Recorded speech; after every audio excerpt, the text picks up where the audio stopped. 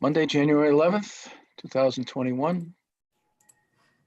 Pursuant to Governor Baker's March 12th, 2020 order suspending certain provisions of the open meeting law and the governor's March 15th, 2020 order imposing strict limitation on the number of people that may gather in one place, this meeting of the Southborough Planning Board will be conducted via remote participation to the greatest extent possible.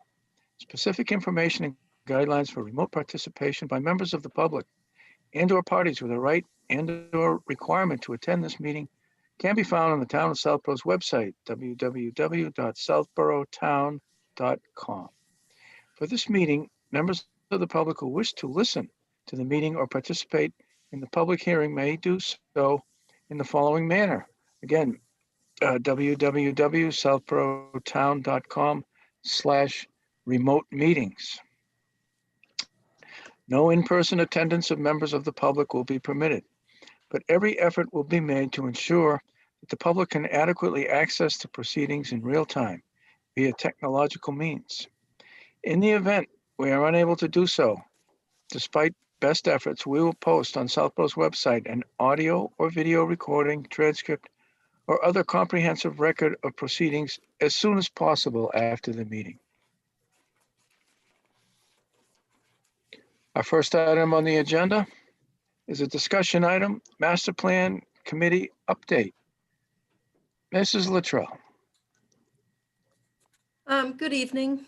The Master Plan Committee will be meeting again this Wednesday, the 13th, as we continue on. Again, all our documents are on our Google Drive, which is on our website that can be reached through the town website. All are welcome. Can I add something to that, Mimi? Sure. Okay. I want to let everyone know that, as if you're not aware of it, Sarah facilitates those meetings for the Zoom broadcast and recording and such. So she also takes care of those whenever there's a master plan committee meeting. And also, if I'm not mistaken, I think, Mimi, the master plan committee is going to vote on the 2021 schedule for master plan meetings. I think we did the last meeting. You did already. Okay. Yeah. So there is an updated, there's a schedule for 2021 so that people can look out in advance and see if they want to, listen in or whatever. And that's all I had. I just wanted to make sure that was out there. Mimi, when did you start these hearings, these meetings?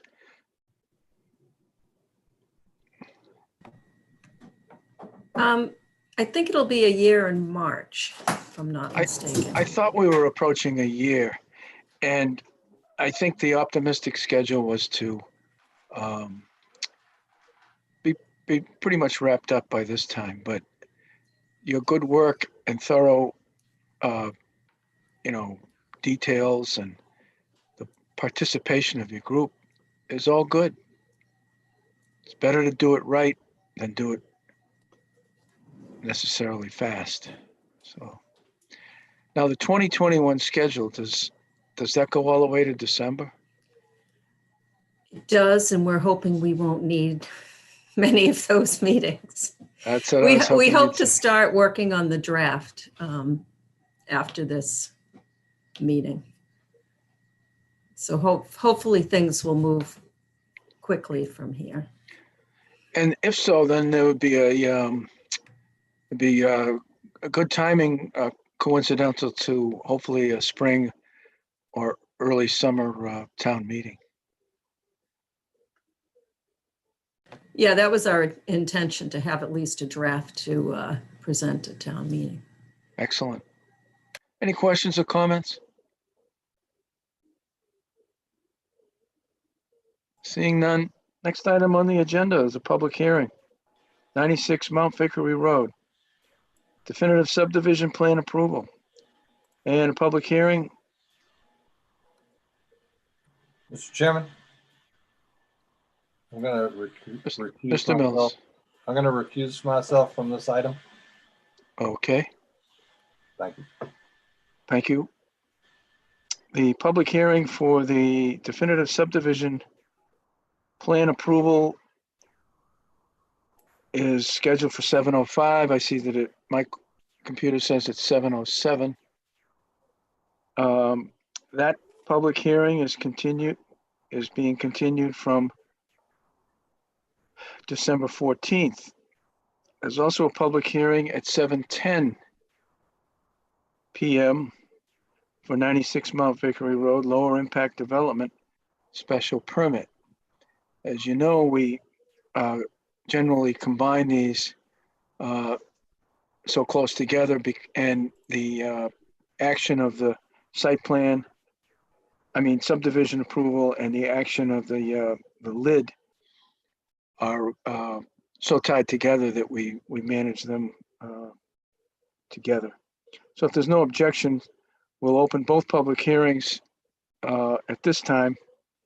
And I'll turn it over to the town planner for an update.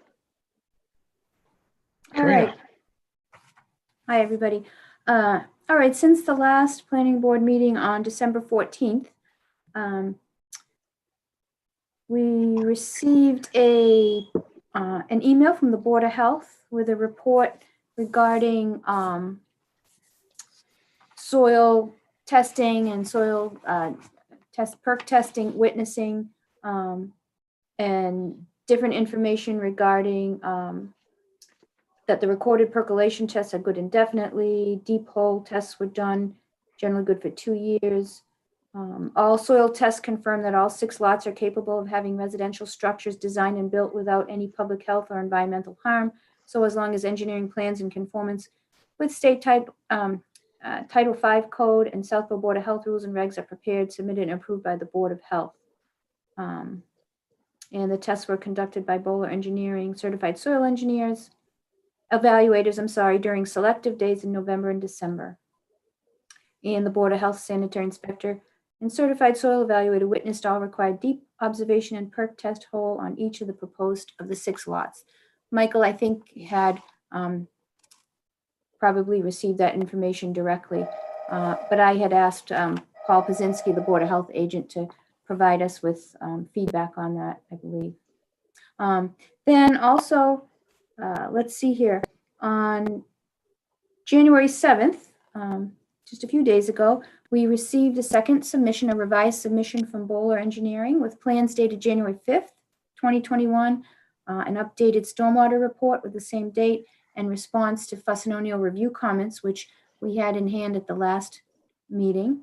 That submission was emailed to Fuss and O'Neill on Friday and distributed to the planning board on Friday. And then this morning or early midday, we submitted them to the town departments for their review as well. I believe I indicated the abutters emails at the last meeting. And let's see if I forgot anything else. Nope, I think that's it. So, oh, one last thing. You'll notice Nathan Mahonen is on the panel. He is with Bowler Engineering. Jim Bernardino, who previously managed the project, has moved on. And now Nathan is the new project manager for Bowler. So he's the new face. I've spoken with Nathan in the past, and he coordinated with me late last week. So that's the status. Welcome, Nathan. Thank you. Anyone else? Turn it over to you or to Michael. Yep. Thank you, Karina, for the update, and good evening to everybody. Again, Nathan Mahonen with Bowler Engineering, along with Mike and Tony Bartolini from Bartolini Properties here this evening. As noted, our office has recently submitted a response to comments and revised information prior to the hearing. We know and understand that given the timing, there has been no additional review of the new material, but we wanted to come in front of you this evening to provide an update as to where things stand, and then discuss any potential additional comments or questions the board might have this evening relative to the project. So as noted, we submitted revised information, including updated site plans, revised drainage report, and LID management plan, along with a formal response to all of the comments provided by Fuss and O'Neill. The comments from Fuss and O'Neill were mostly technical in nature, and we feel that they have been addressed in the most recent submission. Obviously, they've been recently forwarded to Fuss and O'Neill, so they'll give a look at that and provide their feedback on that submission as well. But overall, the required changes from the review were minimal, and they didn't have a major impact on the project design. One of the additional items that was included in the revised plan set is an open space exhibit that details how the project is providing the 10% open space based upon the gross lot area. We did want to reiterate that, as previously noted, we don't necessarily agree with the interpretation of the requirement, but as a show of good faith with the board and the neighbors, the applicant has agreed to provide 10% open space based upon the gross lot area. And the open space area that's being provided, as well as a calculation showing how that is in compliance with what's being requested, is detailed on that same exhibit. And kind of finally, as a way of an update, the applicant has had discussions with the abutter at 170 Middle Road. And at this time, it's our understanding that the applicant has agreed with the abutter to provide a cluster of trees to screen the views of their property to the development, and that these will be installed along with the other landscaping that's done on the lot and around the home once the buyer for the lots are known and that particular lot where the screening is needed is developed. So in general, that's a brief update as to where we stand. And as I noted, we're happy to answer any questions or talk about anything else related to the project that the board may want to discuss this evening.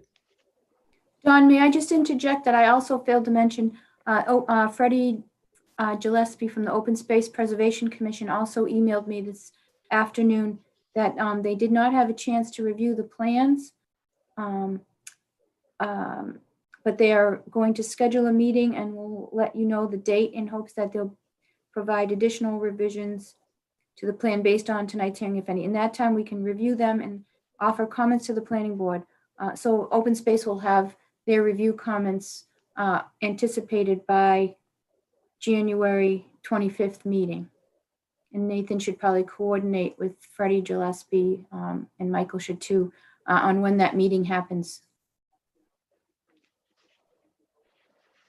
Thanks. Okay.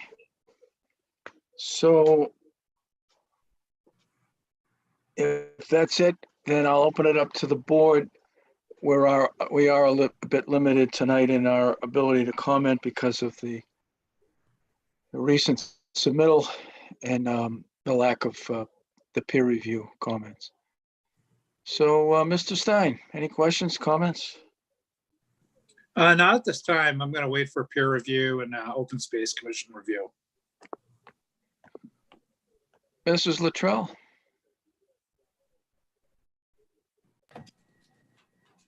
Good evening. So Karina, we received a response to the the F&O's. Yes, First- an initial review was received. The, let me tell you when. January 5th letter from Bowler. Is that what you're talking about? Yeah, I didn't receive that. No, there was no new Fuss and O'Neill review letter. Right, was- but the response to the original Fuss and O'Neill from Bowler? That's this one. Yeah, I So didn't- Fuss- So that I didn't see. January 5th. Okay. It's If I on the could, Dropbox. I didn't see it on the Dropbox either. Also check news and announcements on the planning webs page for today's. So hearing. Karina, if I can just interject for a second, this has been it's a recurring thing where like we What? get the emails and there's two different links to two different drop boxes. Mhm. And in this case, so Mimi, if you go back to the email with the Dropbox link, there's a second link in the line specific to this agenda item. And that Dropbox link has the materials that you're talking about. I don't know why this has been happening, why we have two different Dropboxes, but I will say I've noticed this and it's a little confusing for the members. Thanks. All right, Jesse, it is the same Dropbox. It's just a folder in it. Yeah, so whatever my link was, all I have on it is, all that's under this project is the first Fuss and O'Neill letter.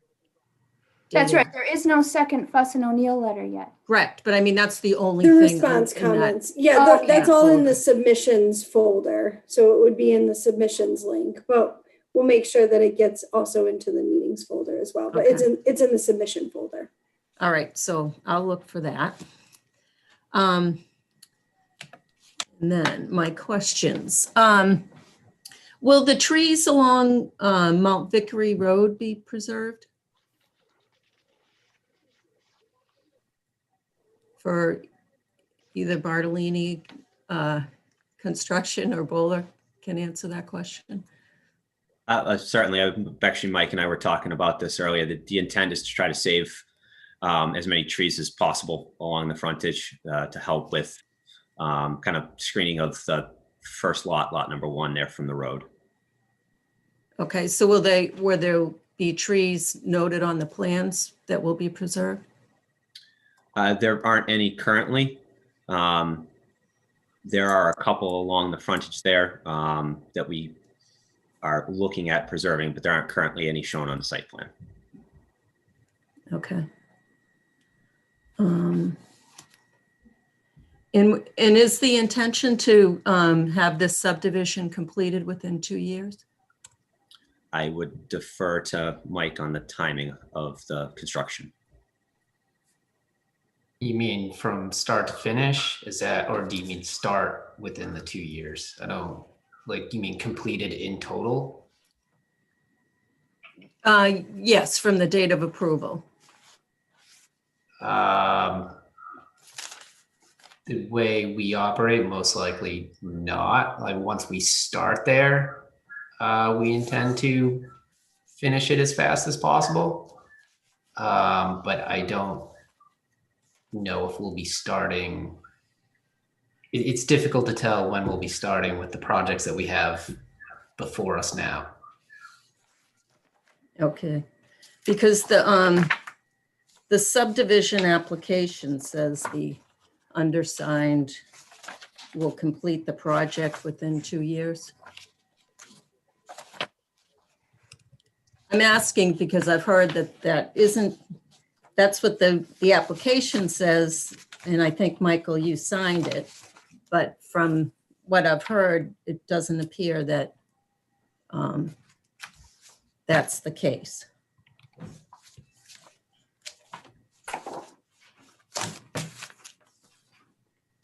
I think Nathan maybe we can address that, but we're not planning on starting this immediately after we finish here.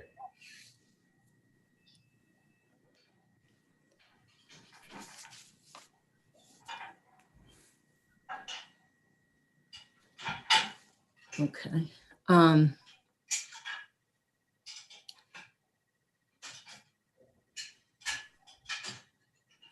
Are there any large trees on the property? Mature trees? So the project has historically been used for some logging facility nature in the past. So the amount of mature trees and larger trees on the site is minimal. There are a couple, maybe here or there, mostly of the coniferous or, pine tree type. We are working with the conservation based upon the last meeting that we had last week to take a little bit further look at the site to identify maybe some larger trees that we could identify on the plans to look at saving. We'll actually be looking at those in the field this week with the applicant, see what we can identify for those areas as requested by the commission. Okay. And so as well as the conservation, it's also part of the rules and regulations with the subdivision to show mature trees on the plan. And also, how has this subdivision been designed to reduce the volume of cut and fill and the area over which the existing vegetation is disturbed? Yeah, so there was cut and fill calculations on a map submitted as part of the LID management plan that details the anticipated cut and fill for the site. And generally, we looked at balancing the site as close as possible with most of the imported material that will be required will be select material for construction, roadway-based materials, gravel, material for underneath foundations, trenching for utilities and things of that nature. So the project as detailed in the LID management plan has been balanced to the maximum extent that we could for the given project.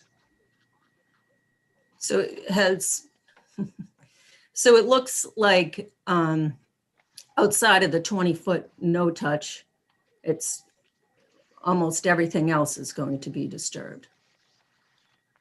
So the limit of work, let me see if just switch over the plans here for 1 second.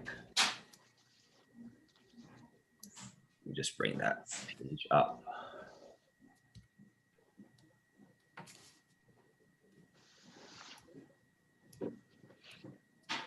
Nathan, you can share your screen if that would be helpful. I just want for to the get to discussion. the, get it set here on my screen first before sharing it. So Sure, of course. yeah, that in 1 second here. Great.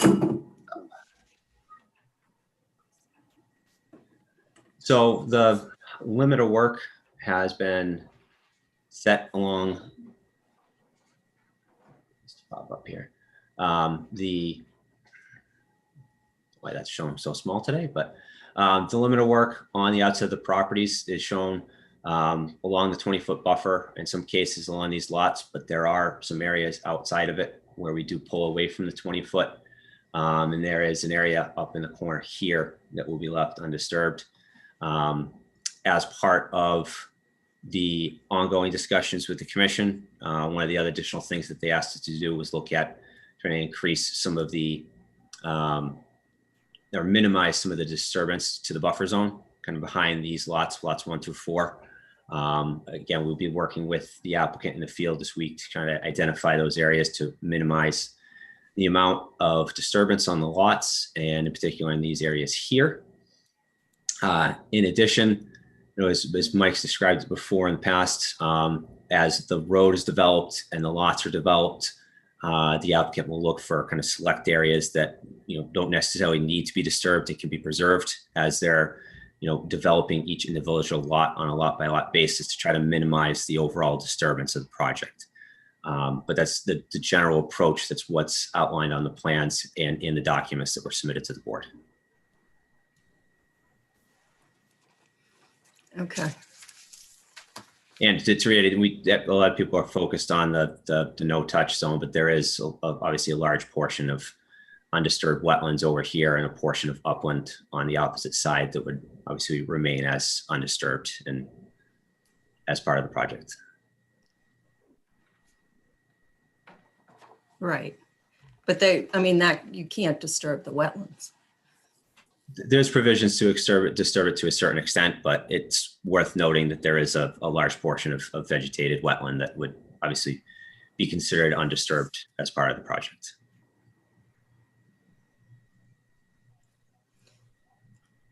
Okay. So as part of the subdivision rules and regulations, it states that it's a major objective of the board to preserve the natural features, minimize the removal of healthy trees, excessive grading, destruction of natural vegetated surfaces. So I'm having a hard time seeing how this meets that, because it appears that pretty much everything, like all the trees are coming down and everything outside of the 20-foot no touch is being disturbed. And I had mentioned at the last meeting that the street trees, the red maples were intolerant to salt. And I noticed that you, instead of having the native street trees, you now have a cultivar, which is still a red maple. So I'm not sure if that is more tolerant to salt or not. So the street trees first here, the Carpic red maple that's listed on the plans is listed as an approved street tree under the regulations.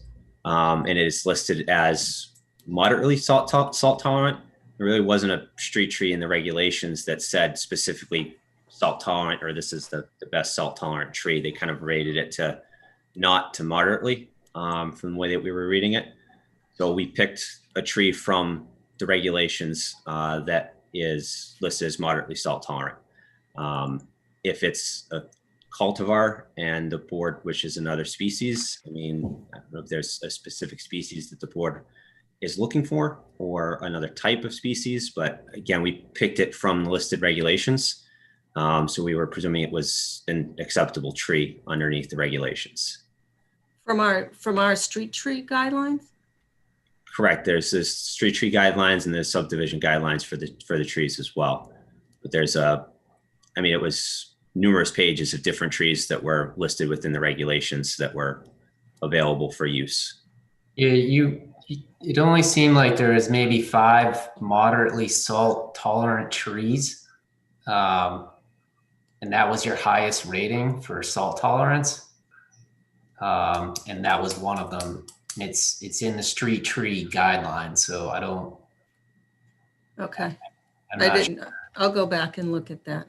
because the red maple's on it as well. It does say intolerant to salt, but you're gonna have to. I don't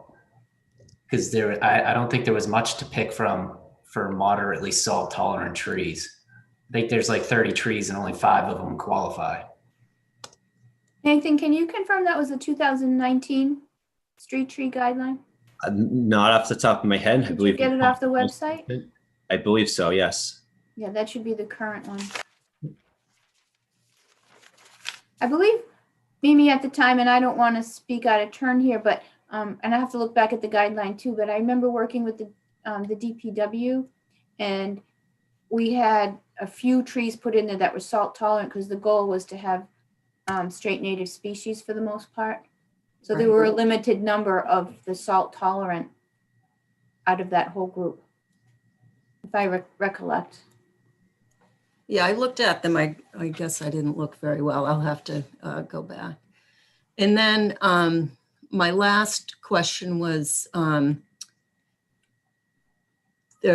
lid techniques that should be integrated into every aspect of the site design. Rain gardens, buffer strips, bioretention areas, rain barrels, permeable pavement, vegetated open channels. Are any of those being used? So the stormwater system drains into a surface infiltration basin at the corner of the site. I actually do believe that one of the Fuss and O'Neill comments asked about the potential for underground drainage at the buildings for the rooftop. Those were omitted from the plans as the amount of infiltration that's required under stormwater management. And the state and local guidelines is maintained and held within the infiltration basin. And excuse me, sorry.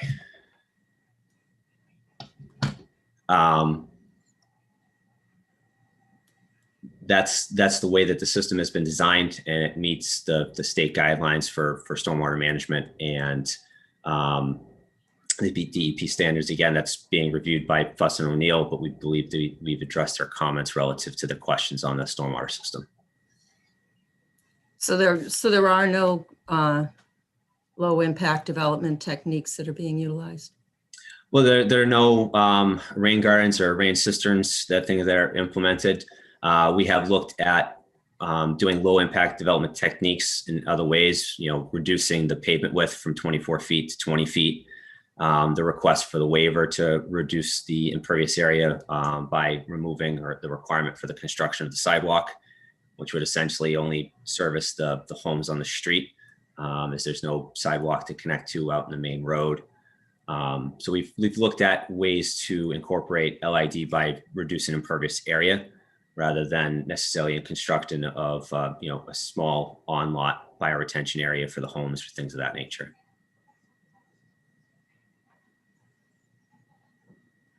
Okay, so the techniques that are called for in the bylaw have not been utilized.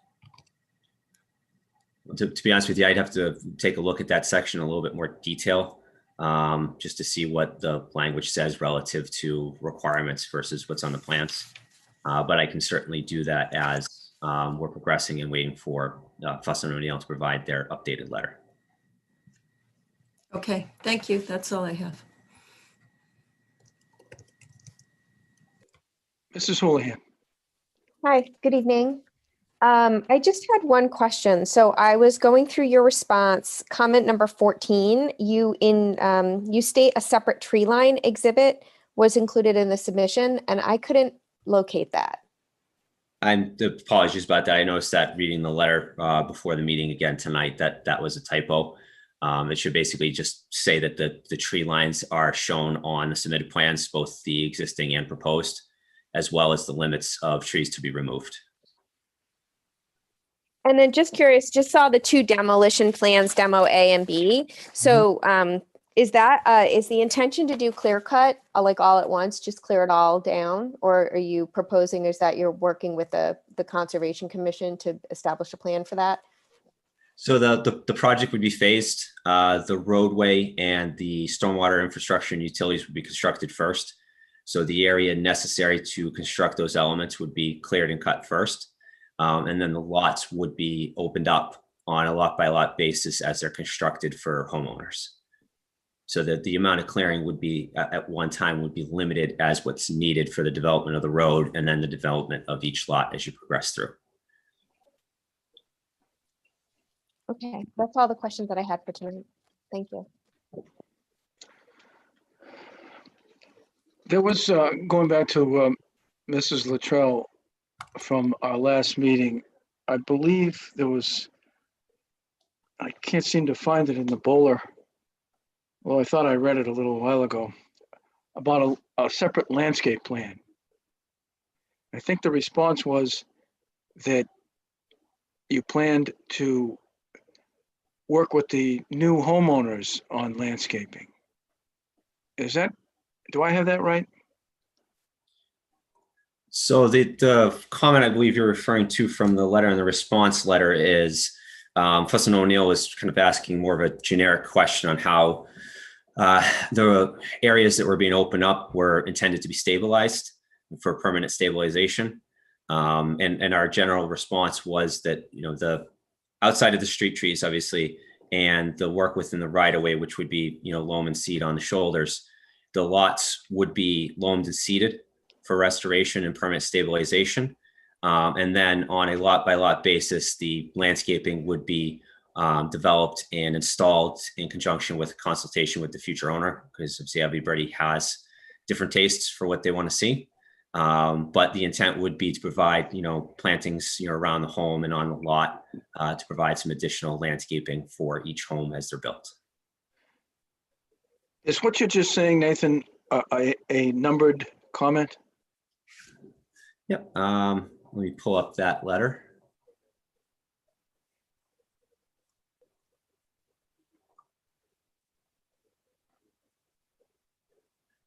So this would be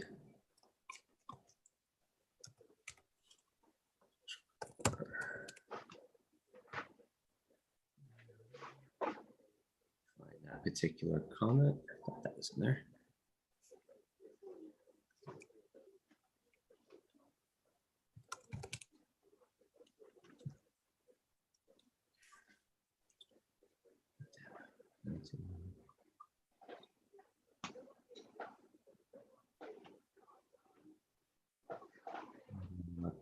General comments. Which map?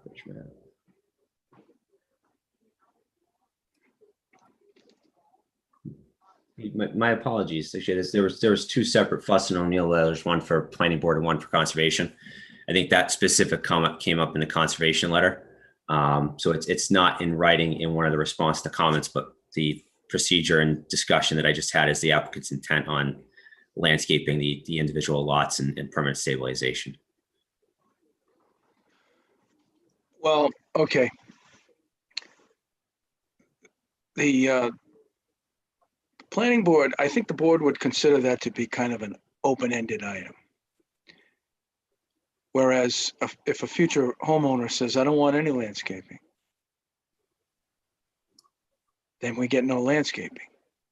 Or if the future homeowner wants some exotic plants that are either invasive or unpleasant to insects and birds or the neighbors, and we wind up in the future having people that are concerned about that come before the board and say, how could you approve this?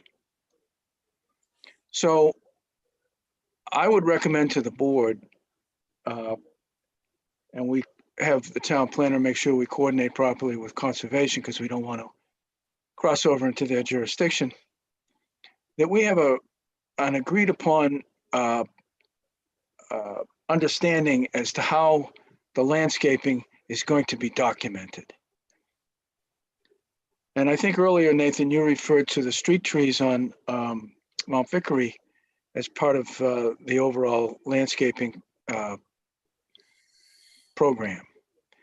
And if those are town trees, it's not necessarily up to you as to whether they stand or come down. And we would be very concerned and make sure that any public trees that are proposed to be altered or destroyed, that you let us know about that way ahead of time and make sure that you get the proper approvals if it actually gets to that point.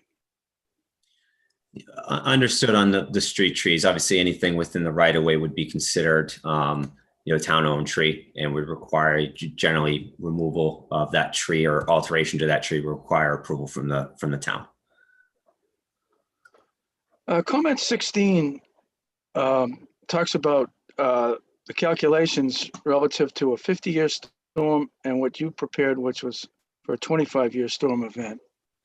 And the response says, updated rational pipe sizing calculations have been provided to consider the 50-year storm. What do you mean by consider? Did you revise the calculations?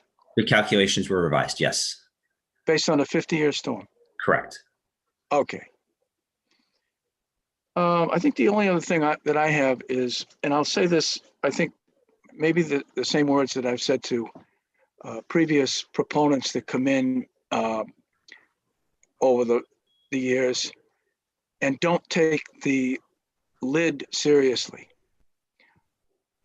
I think that you could have a showstopper if you don't take the lid requirements seriously. Mrs. Luttrell has gone through that, and it seems to me that for 6 houses on a wide open spot, wide open piece of land, and the experience and reputation of the developer is well within your capability to incorporate those lid recommendations, not just eliminating sidewalks, which saves you money, or reducing the pavement, which saves you money. We understand that does reduce the impervious area. But there's a benefit to you to doing that along with the environment. So I will say to you what I've said to previous applications who don't take it seriously. You should take it seriously. Look at those lid requirements, those lid recommendations, and make it work. I'll open it up to the public. Any questions or comments from the public? I do not see, oh, yes, I do have a few hands raised. If I may, just quickly before. Yes, I'm sorry, go ahead. Sorry. Your comments duly noted regarding the LID requirements, as well as from Ms. Luttrell. We will take a look at those along with the discussion on the landscaping, and we'll discuss it with the applicant in more detail as we're going through the next couple of weeks up to the next meeting, and while Fuss and O'Neill is going through their additional review of the material that was recently submitted. Right, and we'll also be keeping in touch with conservation so that we make sure that it's a, it's a group effort. Certainly. Thank you. Thank you. Go ahead, Sarah. Sure. Alex, if you could just state your first and last name and your street address, please. So this is Terry Rickard, actually. Oh, No, this that's is okay. Alex on your, That's my on your husband. name. Terry at 97 Mount Vickery Road. So I just really have two questions or point of clarifications. I've heard in both the conservation meeting and in this meeting, the reference that there are minimal trees on the lot because it was a lumber yard before. And I'm probably just mishearing what you're actually saying, but there are a lot of trees on that lot, at least 50 to 75. So I'm just trying to understand, or I just want it to be clear. I understand they're going to take them all and there's nothing I can do about it, and that's fine. But to keep saying there are a minimal amount of trees on the lot, I mean, I don't consider 50 to 75 trees minimal. So I'm sure I'm missing something is all.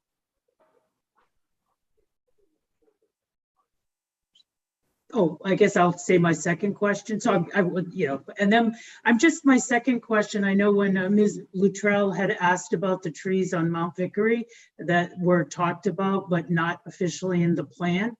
So I guess I just wanted to ask, is the intent that they will make sure that they get put into the plan so that that's done? So those are my two questions, and thank you very much. Did you want to respond to that, Nathan, relative to the number of trees on the lot? Yeah, just as a point of clarification, the discussion with the commission and so forth has been really around mature trees relative to what's left. There has been a good amount of tree removal on the lot in its past history over many, many years and decades, to my understanding. But the reference and discussion with the commission was about the number and location of mature trees. And they had specifically kind of defined that and given us some guidance moving forward. And that's what we intend to work on and follow up on. What's the guidance they gave you? We're looking for 15-inch diameter and larger, and specifically deciduous type trees. So the large mature pines are off the table regardless of their diameter? They were looking at what they quote unquote discussion was legacy trees, the larger trees with a larger canopy. That are of deciduous in nature, provide some shading and some screening for the property. That was specifically what was discussed and talked about. Thank you. That reinforces our need to make sure that we coordinate with the planning board and planning department, coordinate properly with conservation so we're all on the same page. And then I believe my previous comment about the street trees, those definitely need to be on the plan, and nobody's going to touch the street trees until everybody, including DPW, has agreed. Go ahead, next. Jason, you should be all set. If you want to just state your first and last name and your street address, please. Hi, my name's Jason Kurtz. I'm at 168 Middle Road. I'm a direct abutter. My comments, some of it is some additional information based on some items that Mimi touched on. The numbers that are given by Bowler in the submission that was made for the 1214 presentation on the PDF number 7. They give all the numbers in terms of what the coverage is before and then the coverage after of the land. They listed 5.18 acres as forested before and after 0.9. So I would say that's definitely clearing out most everything. The stuff that they're putting back, they list as meadow, which is, and brushland, which is obviously just lawn. The amount of open space, they basically are just trying to utilize the required 20-foot setback as their 10% open space. Looking at their cut and fill drawing that they provided, which is another PDF number 9, I believe. They basically are doing a massive fill or cut for the drainage part, but mostly fill on everything that's outside of that 20-foot no-touch zone. So it's just it's interesting to hear them talk about how they want to try and preserve this or that, because to me, looking at the drawings that they submitted, it looks like they're just kind of going through, clearing everything out, regardless of, if it has any value or not to themselves. And then the last point that I wanted to touch on is the lid requirements, because I know for a fact from virtually almost any rain that is more than a ½ inch, our property takes on water in the back portion of our land, because we abut some of that wetlands as well. And the back 15, 20 foot of our property is very close to the same level as the wetlands. And when we take on, rains, we start to see ponding and stuff like that. So, they have utilized documents that say that they're anticipating adding to the water system 4,000 or some gallons a day from all these different units when it's fully functioning. And so water control is a massive worry on our behalf, because I can just foresee the water levels going up, which means our yards are getting flooded more regularly. And so, having them reevaluate some of their water maintenance or water control, I think would be very, very important for the abutters, because, just having one massive system that sends everything very quickly down to one end, I just don't see it as, beneficial or helping. So those were my points. Thank you. Thank you. Sarah? I think we,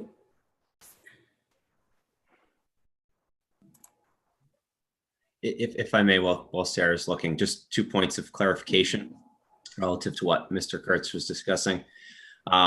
Again, as Karina noted, I wasn't here for that 1214 submission and or involved in the project for the 1214 submission that was presented at the last meeting. But the 0.9 acres of remaining forested land, I'm not sure exactly where that number is being pulled from, but it's not 100% accurate. The last numbers that we presented to the commission, the area of maintained buffer zone alone was 0.8 acres. And that does not include the wetland system, the isolated upland system at the rear of the site, plus some of the other areas as we discussed along the property lines, as we noted before. And then second, regarding the ponding in the yard, I'm not familiar with his house in particular and some problems he may have had in the past. But as noted, the site has been designed in accordance with stormwater management, which has criteria in that we're required to meet that mitigates and minimizes downstream flooding impacts. The documents we have submitted outlines our compliance with those standards, and Fuss and O'Neill is in the process of reviewing those. Again, they've asked us to make some minor changes to those calculations. We have done so in accordance with all of their requests, and await kind of their final review of that additional information that we provided.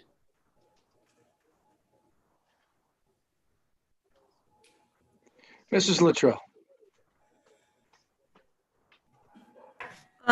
Nathan, what Jason was referring to is on your development impact statement.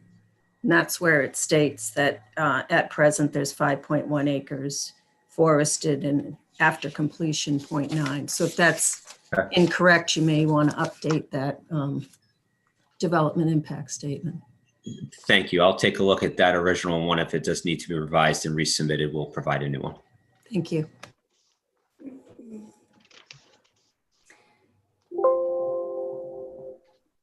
Sarah? I think that's everybody. Hi, can you hear me? Yep.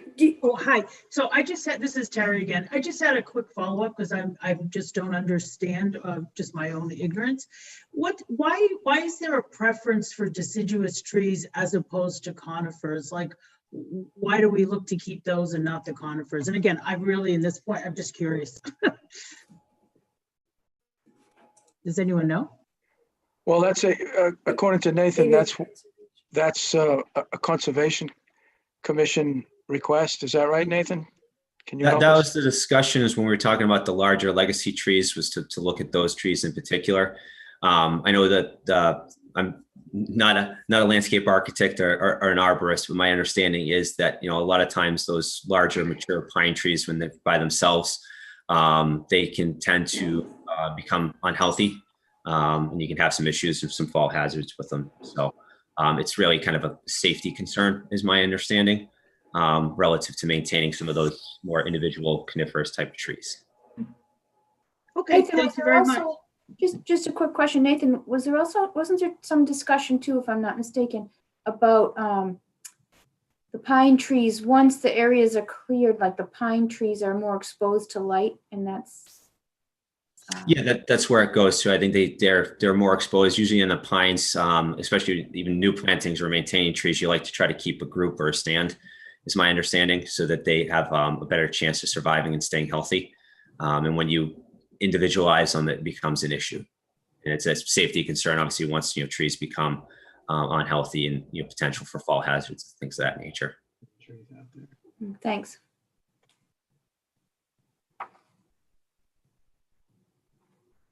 See any additional hands raised?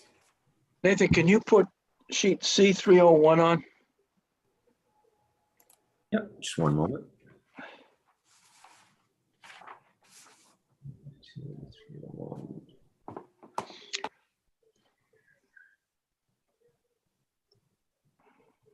So 301, correct? Yes. Okay. You see, it shows Parkerville Road on the left, Mhm. and it shows Hubley Lane at the bottom, and it shows Hidden Meadow Lane, Yep. and then it shows way down on the bottom, it shows the Mass Pike, Route 90. Mhm. So I've been on the board for a while, and I remember back when we were doing Boswell and Hidden Meadow and Hubley, all of those developments, there was concern about the flooding in that area. And I remember there was concern about, or there's discussion about a culvert or a pipe that drained that area, because all the flow goes south toward the pike. Is that correct? My understanding is it heads in that direction, correct? And there was concern that the pipe, the flow to that pipe or that culvert, it couldn't handle the flow in high storm events, causing, basically acting as somewhat of a dam, and causing the water in this whole neighborhood to back up. And I'm hearing from the neighbors on Middle who abut that wetland, the same words that I heard years ago from the other neighbors who were in that area, that there was a concern about that. Do you know the capacity? You maybe should familiarize yourself with how the water leaves this part of the neighborhood and gets itself on the other side of the pike, which then I know when we were having these developments being looked at, the engineers followed that stormwater flow all the way down to the other side of the railroad tracks to the river, to make sure that they had an understanding of where the water flowed and what the capacity was to receive the flows from this neighborhood north of the pike.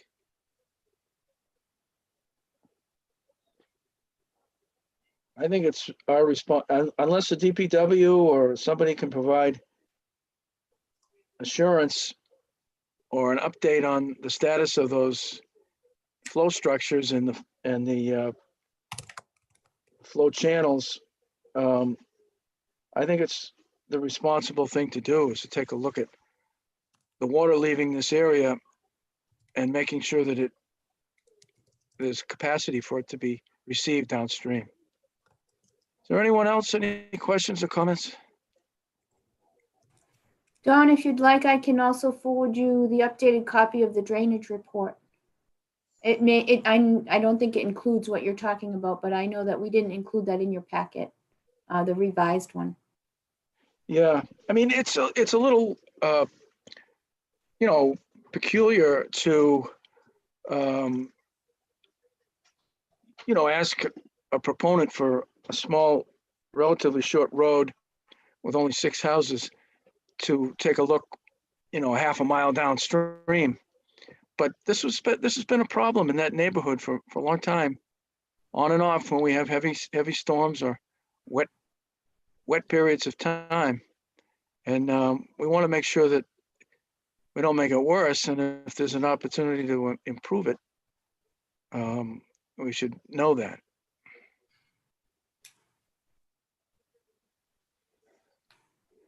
So right now, if there's nothing else, then we should continue these hearings. Right now, the definitive subdivision review period ends on March 20th. And the lower impact development special permit review period ends on February 26th. So do you feel, gentlemen, that continuing the hearing to January 25th, which is our next meeting, do you feel that that would be productive? At this time, yes.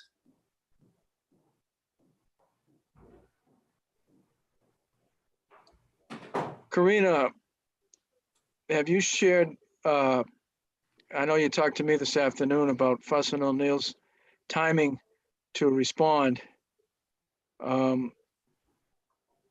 relative to that January 25th date.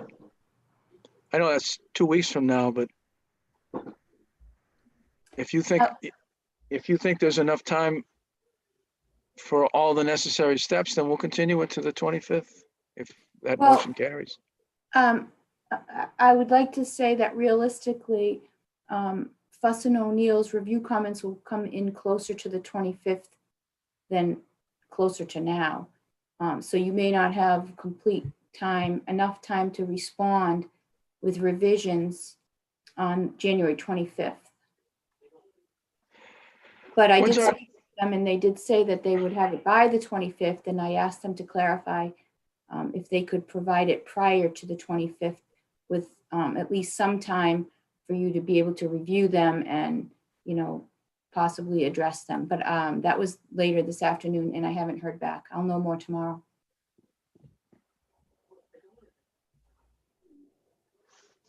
I'm bringing this up because sometimes it's more productive to give it a little bit more time. And since Mr. Bartolini indicated that after, hopefully this project gets approved, that you wouldn't jump on it right away. So it doesn't seem like you're on fire necessarily to get this approval, although I know time is money.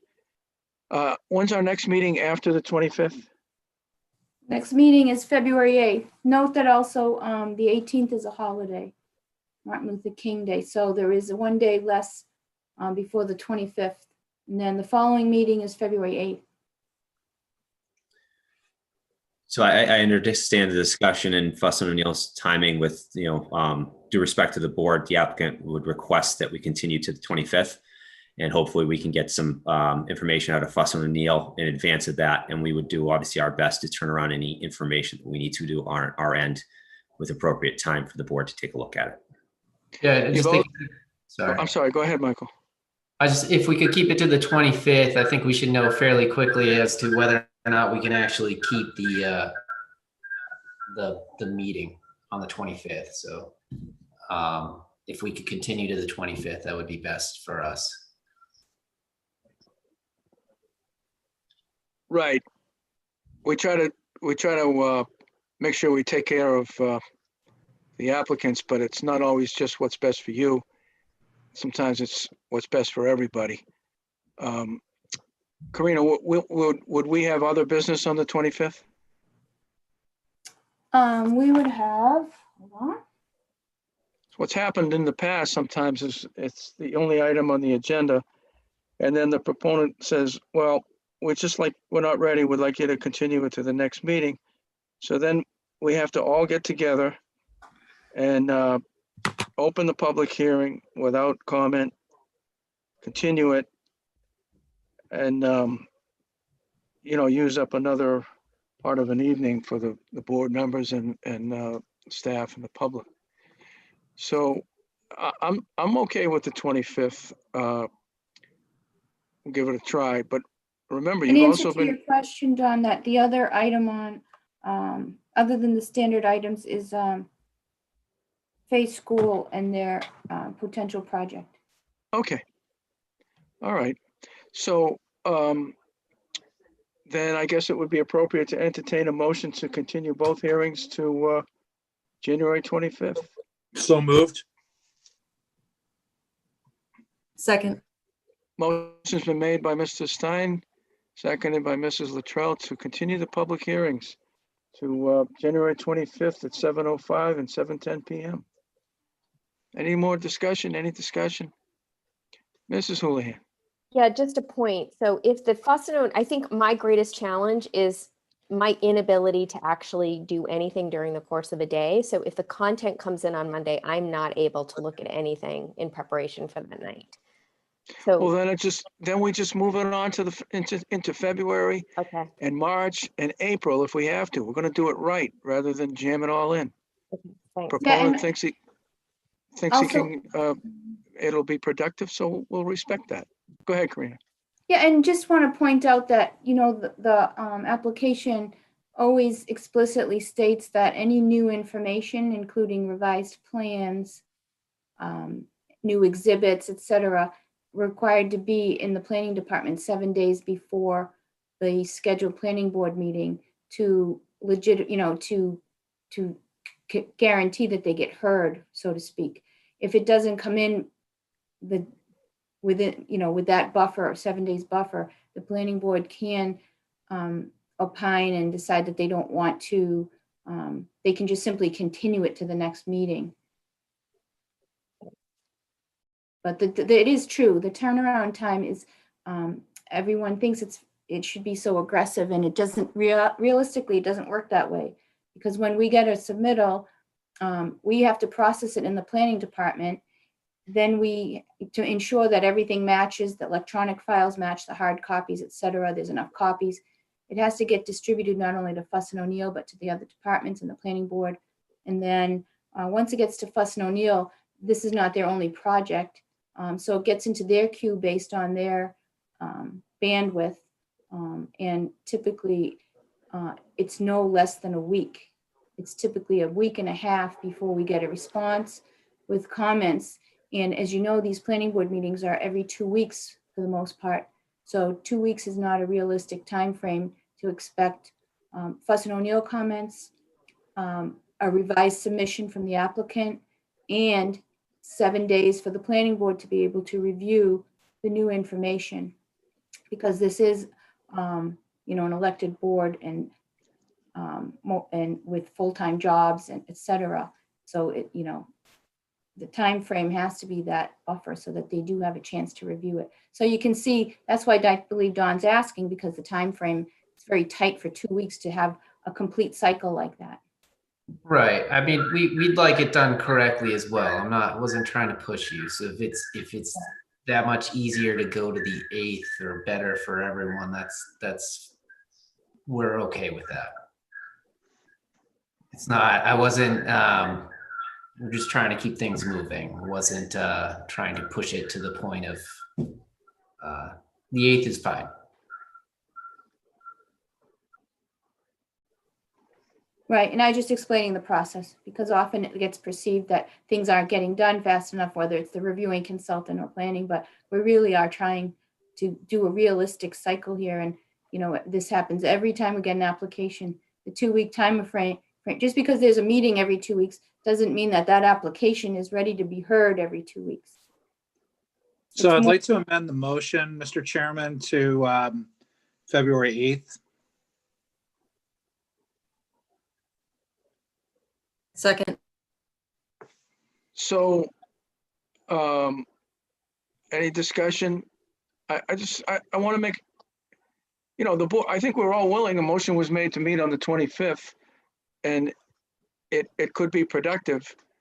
But if, after hearing all of this, if we think it's a better use of time and, then if February 8th is okay with you, then that's what the motion is. One last time. Your choice. I think we'll stick to the 8th. That's fine. Motion's been made and seconded. Any discussion? Hearing none, all in favor, Morris, yes. Stein, yes? Latrell, yes. Houlihan, yes. Okay, I think we had made some progress tonight, and we'll see you on February 8th. Look forward to you working with Karina and Fossil O'Neill and getting these homework assignments cleaned up. Thank you. And Thank thank you you for your time. consideration too, Michael, for the time frame. Thank you. It's more realistic. Yeah, I just want to be able to provide quality input too. And I don't want to, so thank you. Appreciate it. No, we do too. So thank you. Okay. Thank you. Have a good night. All right, Mr. Mills is back. Andrew's back. Next item on the agenda is an approval not required, 176, 178, 182 Corderville Road, map 20, parcel 26. That's the town planner and Sarah to put this up on the screen and give us the background. And Mr. Hagopian is with us from Cornerstone. Good evening. Sorry, got to reach under my dining room table. Get my file. Okay, we received an A&R application on January 4th. It was filed with the town clerk for the property indicated. It is map, let me just see here. Here it is, map 20, parcel 26. Can we get that on the screen? Verusian, are you prepared to share that or do you need us to? There we go. There it is. I pulled ahead, it up. Corinne. It's all set. Thank you, Sarah. You're Go welcome. ahead, Karina. Okay, so the if you scroll down just a little bit, you see the locus. This property is just south of Mount Vickery, I believe. Correct. Yeah, just south of Mount Vickery on the west side. So Verusian, I'll let you describe what's happening here, and then I'll follow up explaining how I reviewed it. Sure. So there are 3 existing houses on the frontage on Corderville Road, 176, 178, and 182. And then there's a large piece of backland.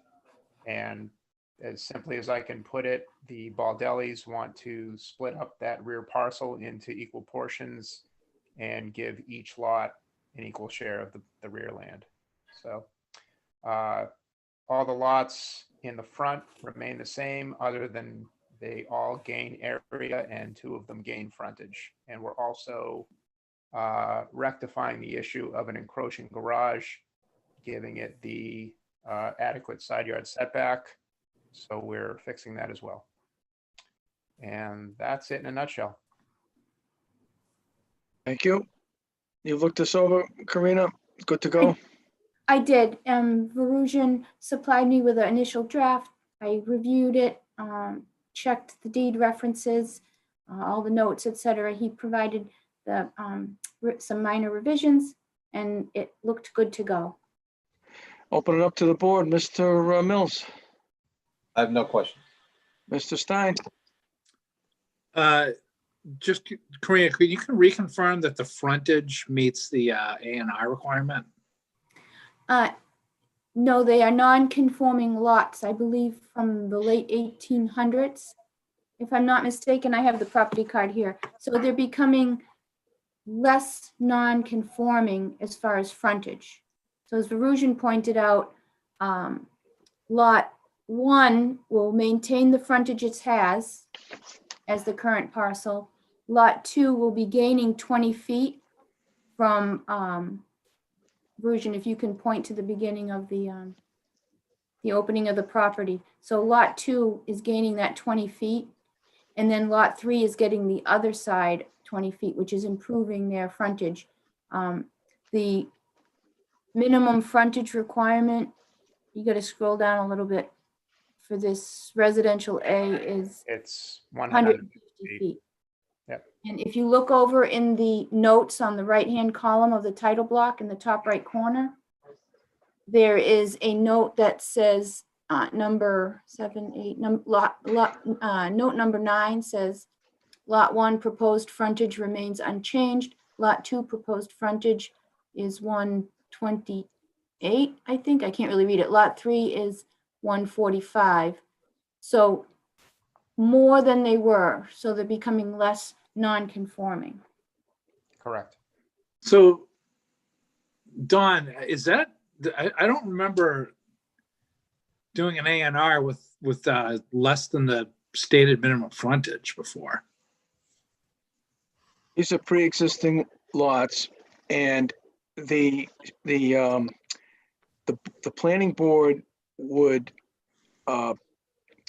yes, we can definitely do this, because it doesn't make any of the 3 lots less Right. conforming. It makes 2 out of the 3 more conforming. Now, if part of this plan, or if any part of this plan made any lot's frontage smaller, then we wouldn't be able to do that. We would have to defer that, I think, to the ZBA for a variance, but that's not the case here. It's either the same or better. So we're okay to Okay. go. In No fact, questions, then. Thank you. Mrs. Luttrell. No questions, thank you. Mrs. Houlihan. No questions. Thank you. I notice the note here on parcel A, B, and C, where it says not a building lot. So these are just to be added to the individual addresses correct. for just more land. Correct. Mr. Mills.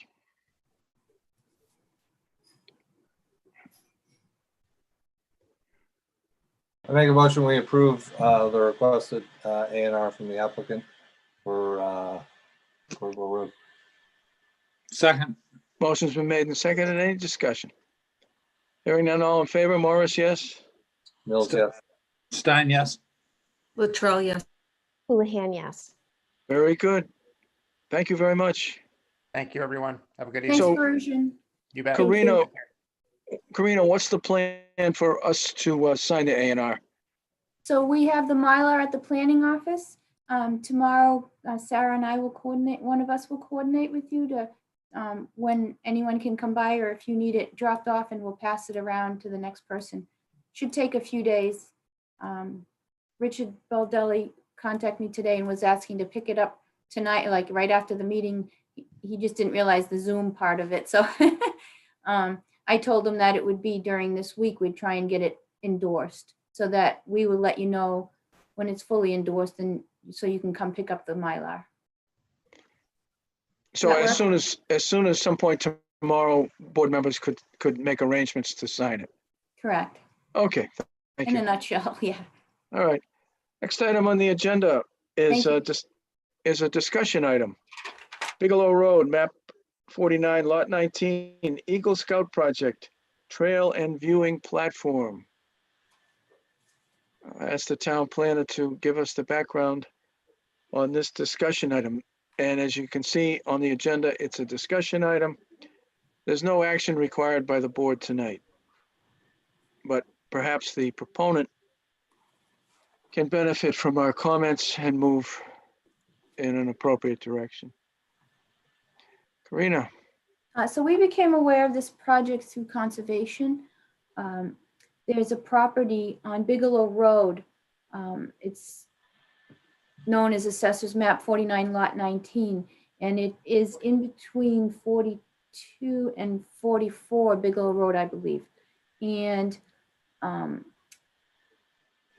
Solf owns a piece of property with kind of not a hammerhead lot, but looked like the A&R lot that we just looked at, where you have a small width of frontage and then it extends back and it goes to the wildlife refuge on Bigelow Road.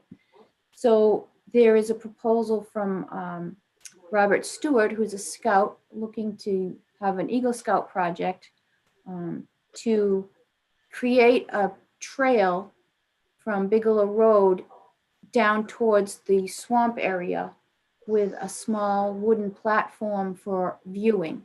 Can we get that on the screen? Yeah. Maybe the recent document from today, Sarah. Sure, yeah. So today, we received another copy of the information from Robert, and I think they're here. So that was his proposal. It's about a 300-foot long gravel trail. Right now, it's very overgrown with invasives, etc. So I believe, and I'll let him speak to this more. I'll just give you a general how it came to us. So conservation has, they're before conservation for a notice of intent. And I believe members of SOLF are assisting Robert Stewart, the scout. During which time we received back in September an email from the resident at 42 Bigelow, which are the Surgeys, and also the Crams, indicating that they had some concerns regarding the survey of the property, their concerns with potential future trespass, parking safety, increased traffic, possibly declined property values, concerns with impacts to the wildlife, like beavers there, and things of that nature. Years ago, I want to say like 30 years ago, this property was conveyed to SOLF. And I reviewed the deed, and there weren't any restrictions on what could be done on that property built into the conveyance of that deed. So the family has these concerns. They're worried that the trail may encroach on their property if the lines aren't surveyed properly.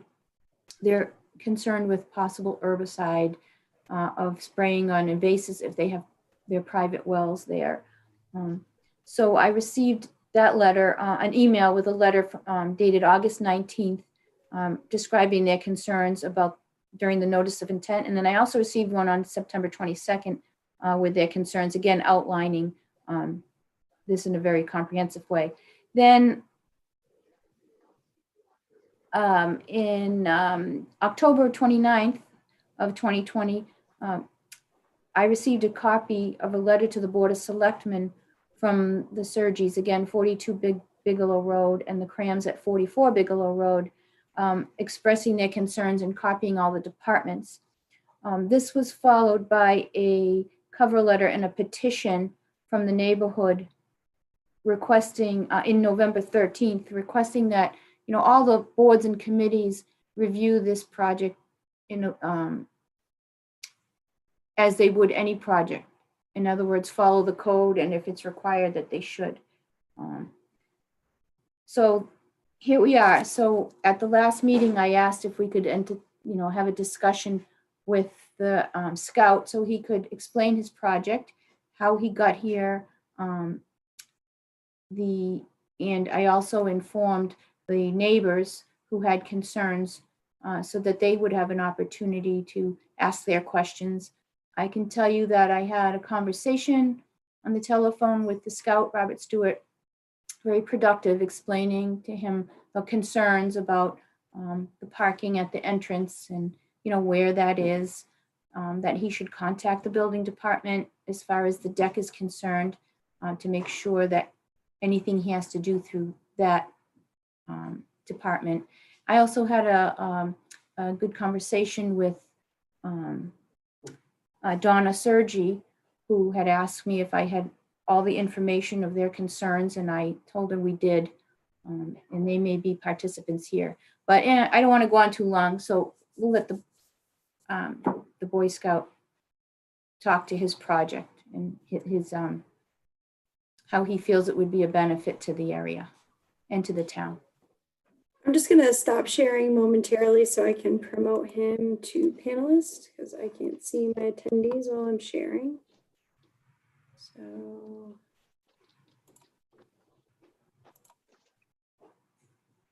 And Sarah, you can see there are several abutters in the attendance. Yes, I can. Yep. So when we get to that point, we'll call that on them as well.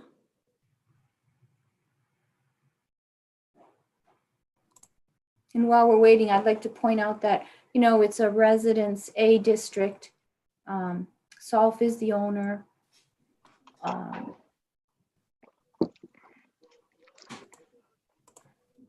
Robert, are you all set? Robert Stewart? Hmm? Robert Stewart, not, I don't know if that's him. Robert, can you raise your hand? I don't. There, someone just raised their hand. Oh, okay. It's under a different name.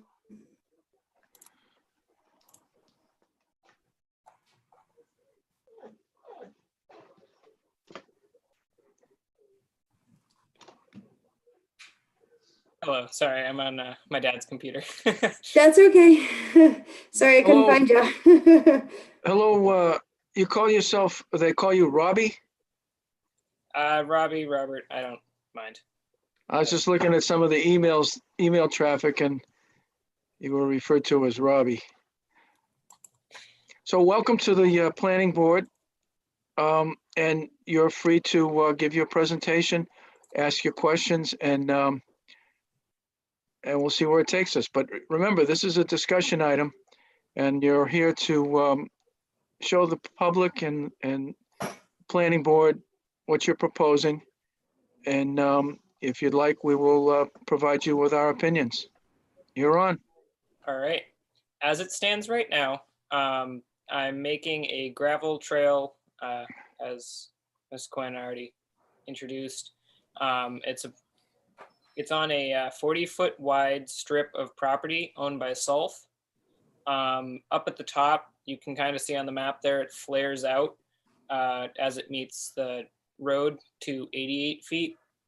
Up in that area is completely overgrown with Japanese knotweed.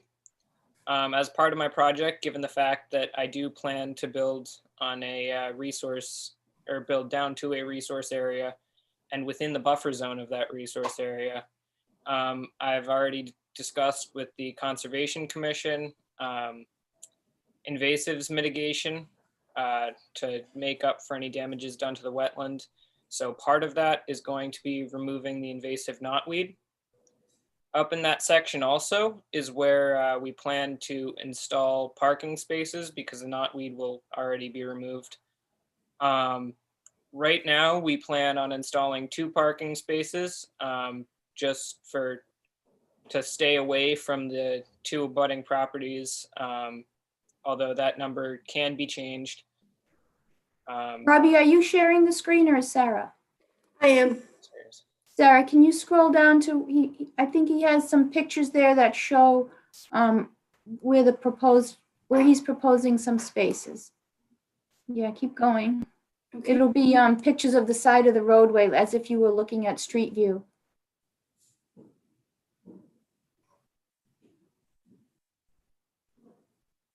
So that's the platform, but keep going. There's, I just want it to be clear so you can see where the parking is. Going. Robbie, it's in this report? Yes. Okay. All right, here. That's where it starts. Just scroll up a little bit more, Sarah. There you go. And also on that map, you can see the rough dimensions of the parking area. Right next to my dad near the rock there is where the trail will start, and it will travel down the length of about 360 feet. I know that has changed from the original 300, but that's been talked about with the Conservation Commission. And it'll be 360 feet down to an 8-foot by 8-foot wooden platform next to the wetlands. I believe we went by a diagram of the platform as well. No, back a little, Sarah. Where the wood, Platform is back. oh, there it is. Above this photo, there's a diagram of the plan for the platform. Is that this? Yes. And as far as the trail itself goes, the trail is going to be about 3 feet wide, with gravel going most of the way down. More gravel in areas that are heavily vegetated to help suppress vegetation, and less gravel in other areas so it has less impact on the environment. And but it also accurately marks out the trail so that people don't go wandering off into the woodlands there and possibly trespass onto abutters' properties. This map here shows where the trail will be. The abutters and the Conservation Commission have both raised concerns about the legitimacy of this map and others, and the surveying that we at SOLF have done. So we have agreed with the Conservation Commission that we are going to get a official survey done of the area. However, we wanted to come to you guys just to see what your suggestions and comments would be on this project, and see if there's anything that you might require from us on that survey that the Conservation Commission may not have already thought of. Robbie, did you say 3 foot wide or 5 foot wide? 3 feet. 3 foot wide. We're thinking about a yard, so a little bit over 3 feet, but Okay. It's my understanding too that the, in the Residence A and under the Conservation District, which is included in Residence A zoning district, that it's my understanding that the use is allowed. And there is potential for the parking, but it's the parking that would trigger site plan approval based on 174-10. And that any development, non-residential development that increases on-site parking triggers that threshold. Just so you from know. what I understand, it would qualify for a minor site plan review. Oh, you're gonna get a security soldier, Matthew. Correct, and right now we don't have a, we don't, and that goes to the planning board. So we're in the process of updating our site plan review bylaw to accurately reflect that it goes to planning board as opposed to a committee made of the department heads. So it would come before the planning board. But as a minor review, it would not necessarily require a butter notification, as it's a more simplified process. But it would require an engineered site plan, whether it's stamped by a surveyor, a licensed surveyor, or a civil engineer, professional engineer. And you understand those reasons. We talked about that on the phone. But if you have questions, feel free to ask. Okay, Don. Can't hear you, Don. Was that all? Did you want to open it up to questions, or did you have more to tell us? Well, I did have one question for you guys about parking requirements for a project of this size. Because a lot of the requirements that I saw for parking had to do with floor space. And obviously it's an outdoor trail, and floor space, I mean, it depends on your definition of floor space. So while talking on the phone, we figured out that it would probably need like 3.5 spaces or something like that, I believe. Yeah, except I had based that on 5 foot wide. I thought the trail was 5 foot wide. So, that's why I came up with 3.5. And that, the use is determined by the building commissioner, who's the code enforcement officer. That's why I suggest you talk to her, because she will tell you which category you fall under to do your calculation. Okay. And it was I've reached my out to her. interpretation. Yeah, go ahead.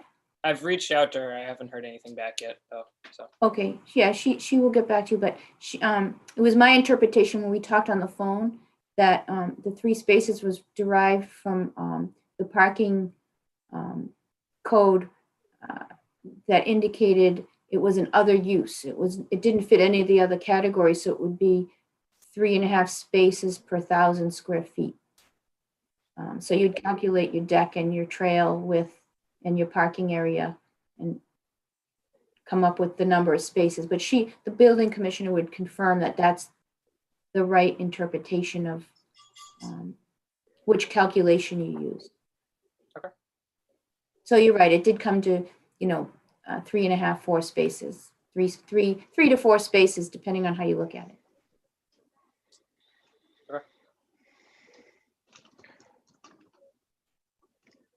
So we'll keep this going. I'll just open it up to the planning board. And maybe we'll go in reverse. Mrs. Houlihan. Well, all right. Thank you, Chairman Morris. So thanks, Robert. Appreciate your time. I did have a couple of questions. So I guess the first was in reading the extensive communications from abutters. It's not like you're getting open arm receptivity to the neighborhood in Bigelow. So I'm just curious as to why you're still passionate about pursuing this particular location, and if there are other places that SOLF could work with you to help support. Well, this has been a property that SOLF has had for a while, and they've wanted to put something here because it is a very valuable property to them. This wetland area is very beautiful wetland, and it also has a lot of opportunity for research of all sorts of wetland critters, birding, and it's also been a changing ecosystem. The beavers have dammed up the area, and it's been getting wetter and wetter over the years, and it's becoming like a marsh. And it's completely locked in by houses at this point, so it's not something that's available to the public. Most people don't even really know it's back there.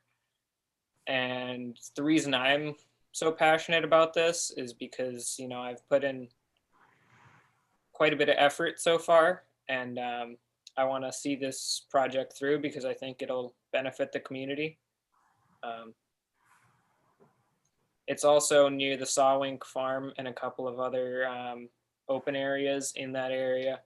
So it'll definitely see use from hikers and such. So thanks for answering that. I'm just curious if there's any kind of collaboration where you've tried to reach out to the neighbors and have conversations around around this. I mean, I just want to kind of reinforce what Karina spoke to. I'm glad you're getting the property surveyed. I don't have any specific requirements, but I think that's a very clear statement from abutters that they're concerned that you're ensuring that you're staying within the property guidance of what SOLF had. I was also curious around their concern around the removal of the invasive species. So you said there was like 6 large clusters of bittersweet and 967 square feet of knotweed Japanese knotwood. And so I know you're working with conservation, but I think the very, very clear worry from my side is the well water and use of herbicide. And so just didn't understand, or I haven't seen your plan for being able to not only remove but maintain that, particularly as you move out of town and this remains. Like, who will maintain this? How will you get rid of these species beyond just pulling them up and not using herbicide, and the maintenance of the project?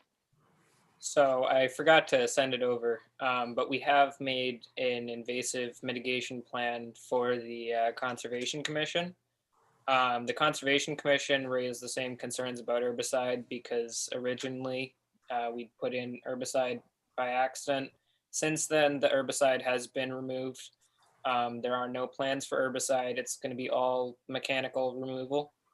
As far as the initial removal, usually on scout projects like this, we have quite a few volunteers, and we should be able to clear it. And as far as maintenance goes, my troop, which has been around for over 100 years, they have agreed to come back and do maintenance on the area. So if Solf, because Solf's obviously going to be checking up on the property, if Solf notices that it's getting overgrown or it needs maintenance, they can contact our troop and our troop will come back and do maintenance on it.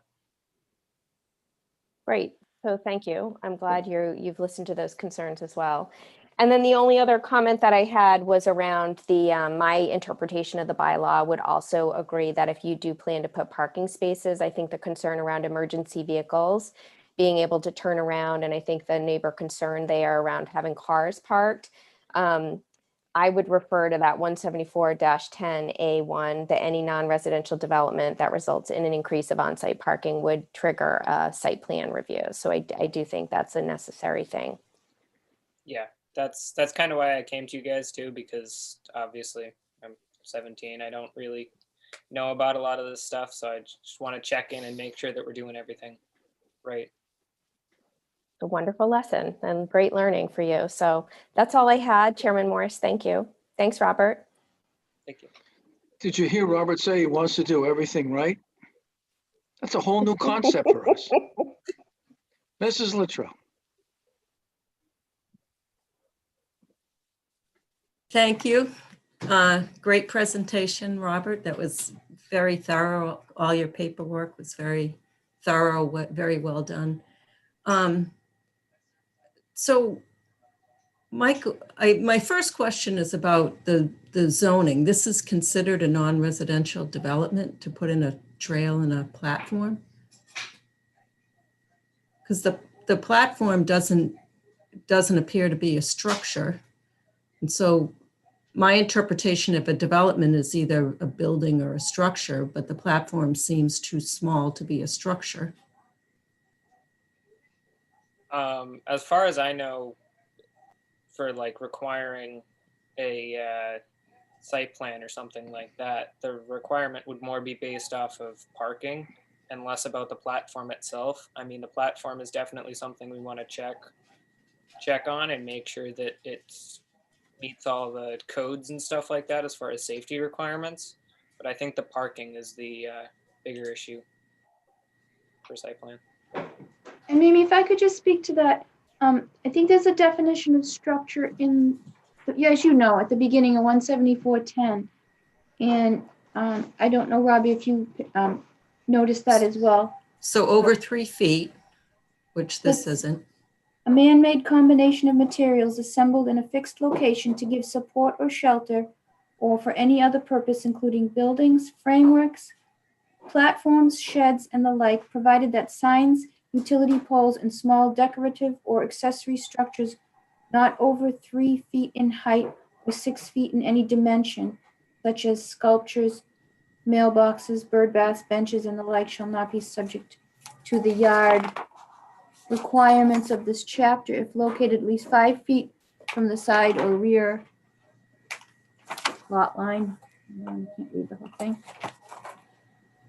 Or rear lot lines. Fences that are over 6 feet in height shall not be considered structures.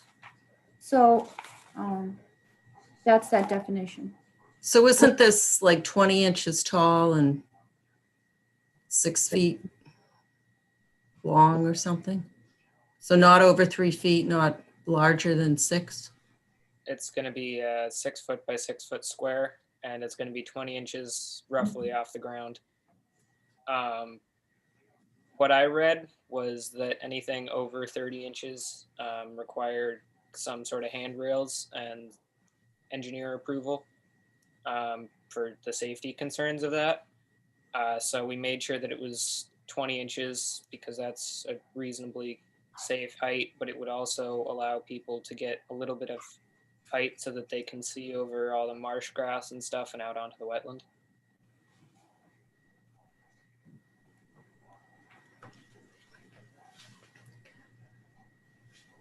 So, So so maybe, I just question whether this is a non-residential development. So that's where, so it's a non-residential development that adds parking that triggers site plan. But if it's not defined as a non-residential development, then the parking alone wouldn't trigger site plan. well, I think residential, and I could be wrong, and we can always get an opinion, and the others can speak to this too, but residential would be if there is a dwelling unit as opposed to a commercial space. And- Right. Right, so it's kind of this quasi. Maybe the other board members have history on Okay. something similar. But I think definitely once you get back with the building commissioner, whether that deck would need a building permit or not, so that it's Right, yeah. constructed safely, and it can hold the weight of the people that you're anticipating or whatever, like a regular deck on a house would be. Yeah. All right, sorry, Mimi, I just wanted to clarify. So, well, that was my main question. I'll listen to the more seasoned board members and see what they have to say on that subject. And then I think I'd like to hear what the abutters have to say before I have any more questions. Thank you. Mr. Stein. Robbie, good to see you. I don't think I've seen you since either a Pinewood Derby and or Little League. So it's been about 9 years or something like that. But anyway, Robbie, did you see the petition that with all the signatures dated November 1st, 2020 from the abutters? I have not been sent that, no. I have heard about it in other Conservation Commission. So, yeah, I think you really want to think through, kind of what you're getting into with the residents of that street, because we just did a site plan on Chestnut Hill Road for a far more expansive project. And it involved, expanding a parking area. And there was a lot of back and forth with that proponent about the traffic and the parking.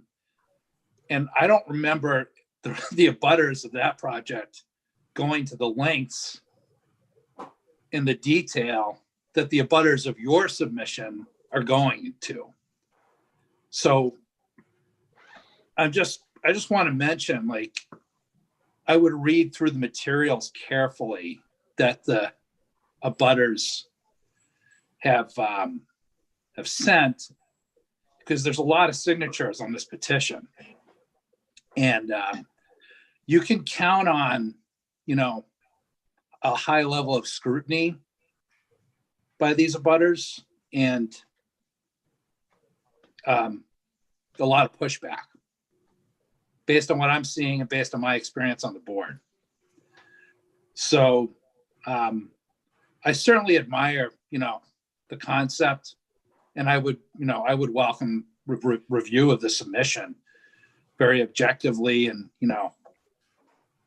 be willing to support it if it meets guidelines and codes. But I would highly recommend either some thorough review of the abutters' concerns and questions, and consider maybe some outreach to the abutters. It'll probably be better PR for the scouts as well. That's it. Thank you. Mr. Mills. Hey, Robert. Haven't seen you in a long time either. I think T-ball. But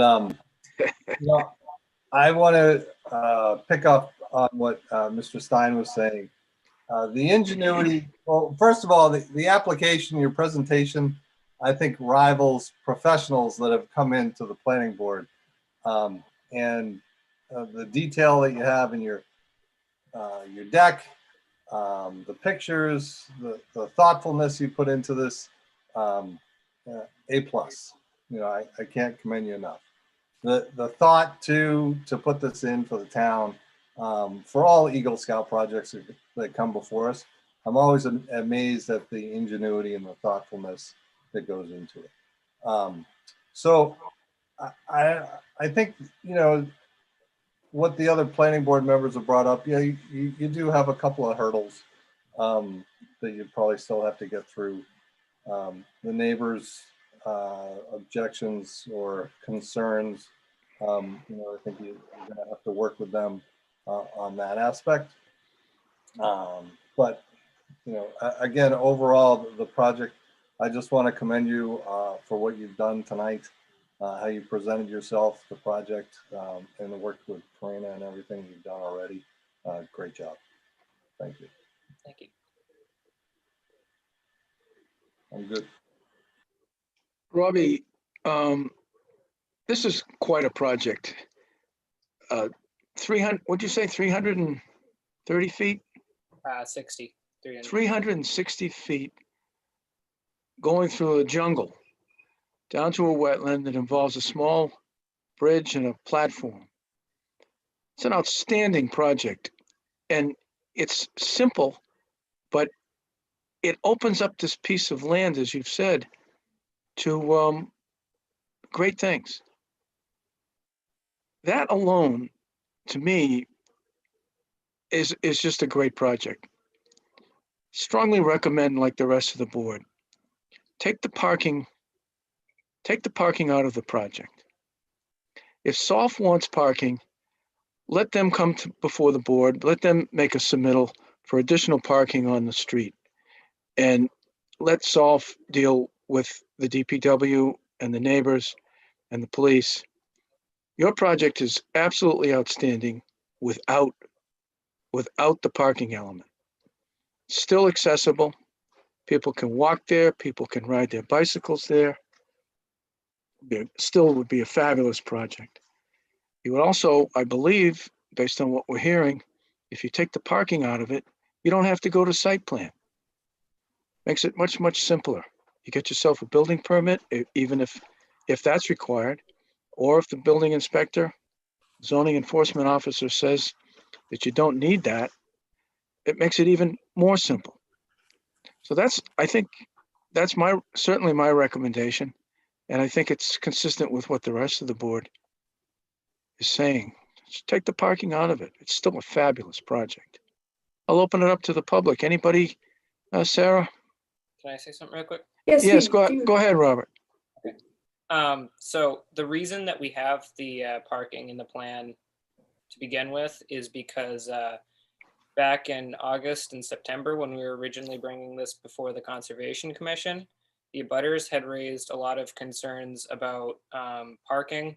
There had been a few instances of trespassing through their property to get down to the SOLF property.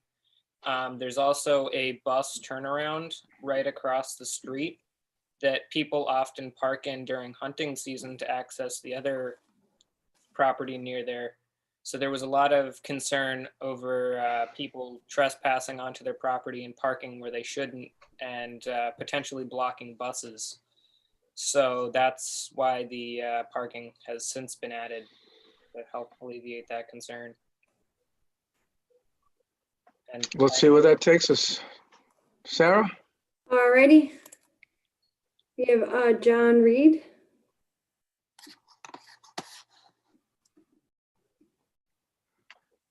Good evening. Can you hear me okay? Yep. Could you please state your first, last name and your address? Sure. It's John Reed and the address is 34 Bigelow Road. Thank you. So I have two comments and I'll try to separate them so they're succinct. The first one is with respect to the parking. When I first looked at the the presentation and noting, sharing some of the same sentiment as Mr. Stein. It is very detailed and provided a good understanding of what you've proposed, Rob, for the project. But with respect to the parking, the first thought I had was to understand there's already existing parking, and I don't, excuse me for not knowing the name of that parking lot that where people can park and walk on the trails that abut this community. That is just to the west of the property, and it's a short walk across the Southborough and Westborough town line. And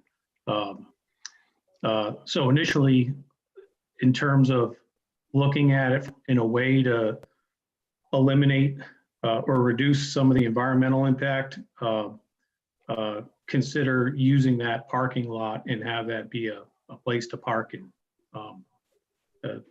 it's a short walk up to that path to get to the ramp.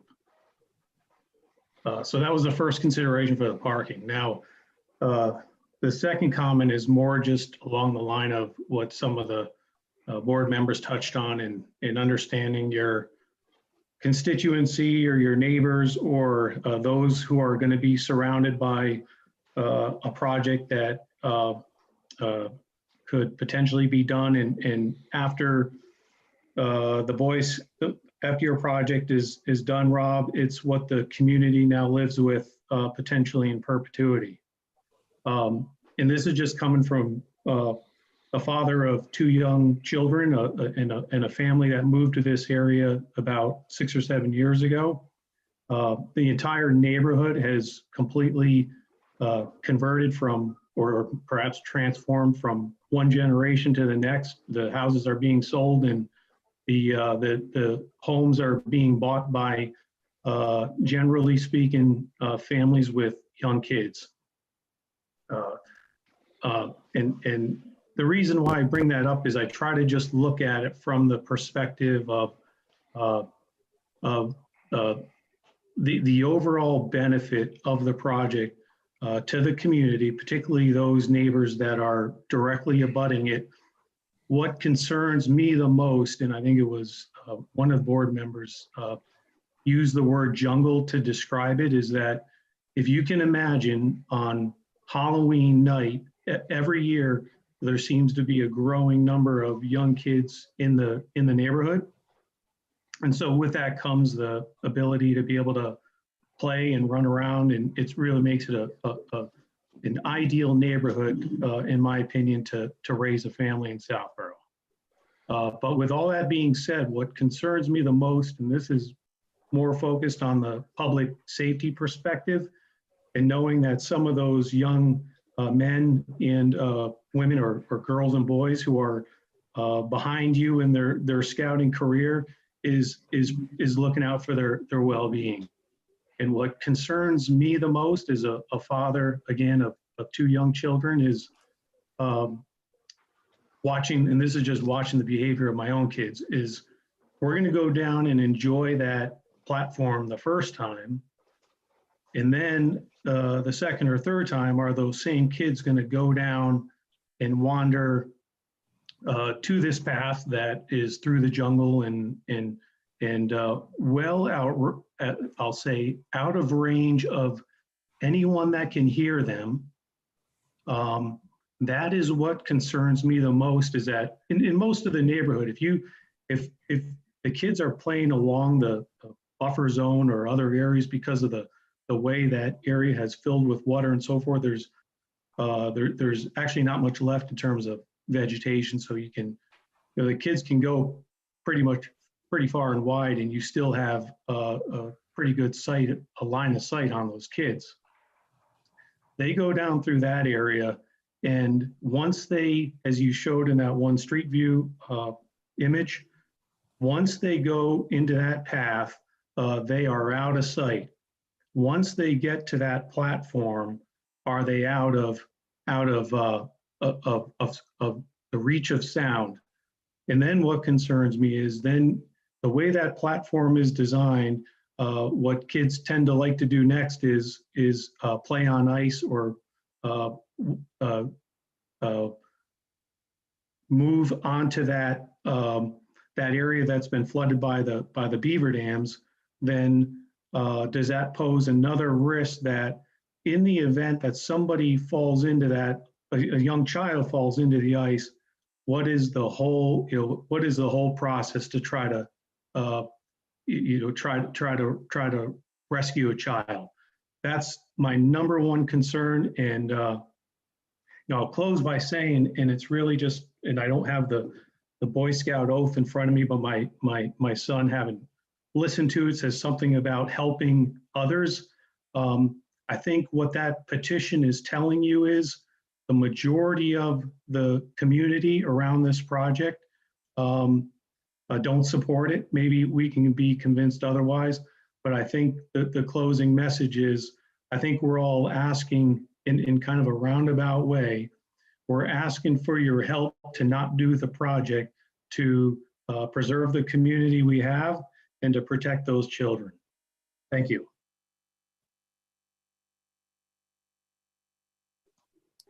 Anyone else, Sarah? I might be able to help alleviate some of his concerns. Yes. Oh, go ahead. Go ahead, Robbie. As I mentioned earlier, the strip of land is only 40 feet wide and it does abut up to 2 other houses. So they're definitely not outside of the reach of sound. And then at the end of that strip, they come to the wetland area, which I tried to get out there once. You can't. It's very muddy and there's standing water. So I don't think they can wander too far out into that area. I do definitely hear your concern about the ice, though. That is something that I haven't thought about yet.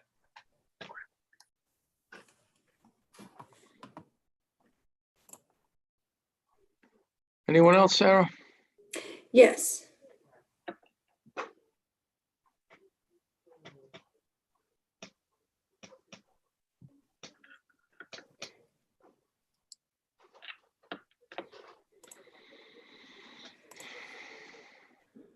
Okay.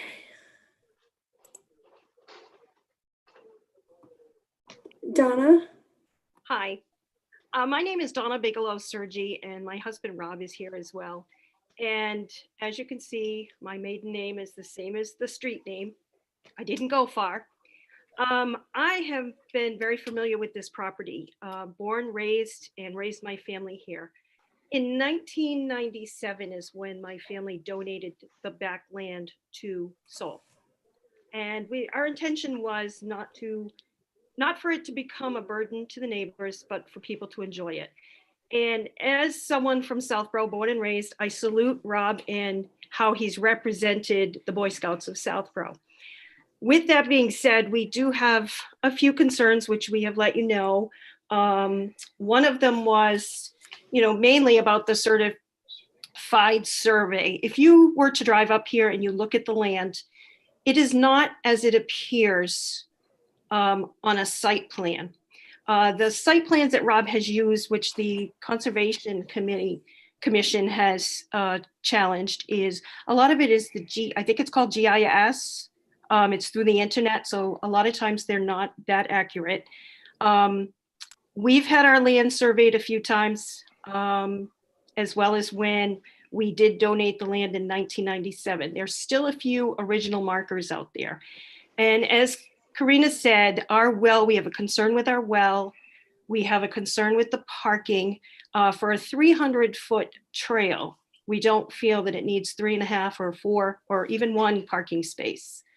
We have tried to walk the land with Rob, and we've offered up our names, addresses, and we just haven't been connected with to do that, but we would gladly walk and show him some of the boundaries that we feel are being challenged. So we would really like to strongly request a certified site plan of this project before we go forward. That would be first and foremost. And then after that, we would like to eliminate the parking at, I believe it was in December or November at the Conservation Committee. Robbie or SOLF was challenged by the commission. And they said what Rob has proposed, all that hard work, is 4 or 5 scouts work of project. They said that why so big for such a small trail? And he really, it is a big undertaking. And at that meeting, there was a representative from SOLV who was willing, if the board approved it that night, to forego the parking spaces. And now it appears the parking spaces are back on. They were in the original plans. And we really have concerns about this, the safety of the street. Karen Gallagher from Highway Department came up and replaced a sign that was there years ago that says emergency vehicle and bus turnaround only. We have video of the school buses going through my neighbor's driveway, which is a circle driveway, because they couldn't get into that parking space. Well, since Karen Gallagher, which I believe it was in the beginning of December, replaced the sign up there, we haven't had any problems with people parking in the turnaround per se. But the trail that Mr. Reed was talking about, it is the Swank, it's part of Sudbury Valley Trust. It's in Westboro. Bigelow Road is a dirt road, and during the winter, it is not plowed, maintained ever. And there's no reason why the Boy Scouts of Westboro created this along with the town of Westboro. There is a big parking space there. And I would say it's probably a 1/4 mile from where this trail is. And I believe there would be plenty of parking there, that we do not need to create any parking spaces, which opens up more things with parking spaces. Are our property value is going to go down because we have a parking lot next to our house. Off hours parking. We have had some issues before they put the sign up with people parking and just partying, and we have to pick up their trash and things like that. I know Rob said at one of his meetings that they could put some signage up, but they couldn't control it. And that also goes along with Mr. Reed's recommendations regarding safety down at the platform. If they're within an earshot of our home or the Crams home, are we now on patrol to watch for these young neighborhood kids to make sure everyone's safe? We support his project, but we just don't think it fits here right now with the parking spaces. And I would add, hi, it's Rob Surge. I would add the most important piece for us as abutters is the certified survey done. Because when Robbie did the original, we had some question, I had some question of where the original stakes were, and come to find out, yeah, they were wrong. In the last meeting, I think, Robbie, you mentioned that we had to make some changes because it was off, because it was actually on our land. That's the point. When you come to any abutters, any type of project like this, we're going to be certain what the lot lines are, especially when we have the public folks, public way, where something can happen. I don't know who's liable for what. So that's the most important piece for us. And in the parking, we would rather not have parking. It really should be a walking trail. And that was the whole idea when Harvey Bigelow gave the land, Donna's father, and Betty Bigelow, who is still alive and lives on the street as well. So the whole idea was just more for a trail to come in, no parking, really no structures, actually. He didn't want any structures out there either. So, we support what Robbie did. I mean, it's a great project, and I keep on saying that. But as abutters, I just think we have some issues with that. We got to make sure that the lot lines are correct, and that we'd rather not have any parking, because we don't want any off hours shenanigans that can happen down here, and we know it. I've seen it. And then the concerns with just overall traffic, and I think Mr. Reed mentioned it. Since the pandemic hit, with all folks at home, a lot of families up and down this street, and I'm here in my office, and I see it every day. So that's another concerning. It's just the number of people that are in and out here as well. And then when you look at the soft land, it actually goes around my house, around our houses, as well as my neighbors. And we want to make sure that, that if this project does go through, that we have assurance that doesn't get extended behind my house, because now you get in privacy situations where people will be less than 60, 75 feet from my house. So that's a concern as well. And I think it's a concern of some of the neighbors as well, if this gets expanded. So there's a lot of things that we want to talk about that we need answers for before anything gets approved, that we feel that way. But most importantly is getting a certified survey done by a certified engineer. So that's kind of our thoughts.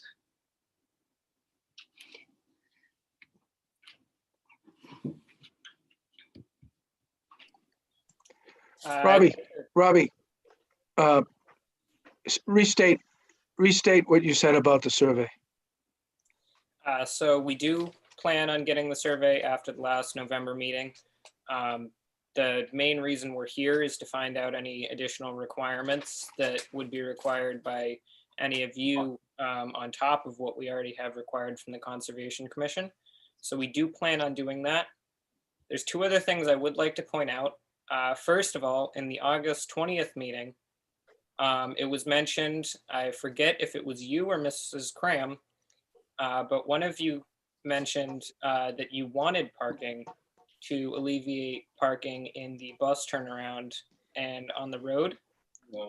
Also, I know in the last meeting, it was mentioned that we were okay with getting rid of the parking requirement with the Conservation Commission. The reason that's still on here is because we're presenting that because that would be a topic that this group would be able to address if we do have to do the parking.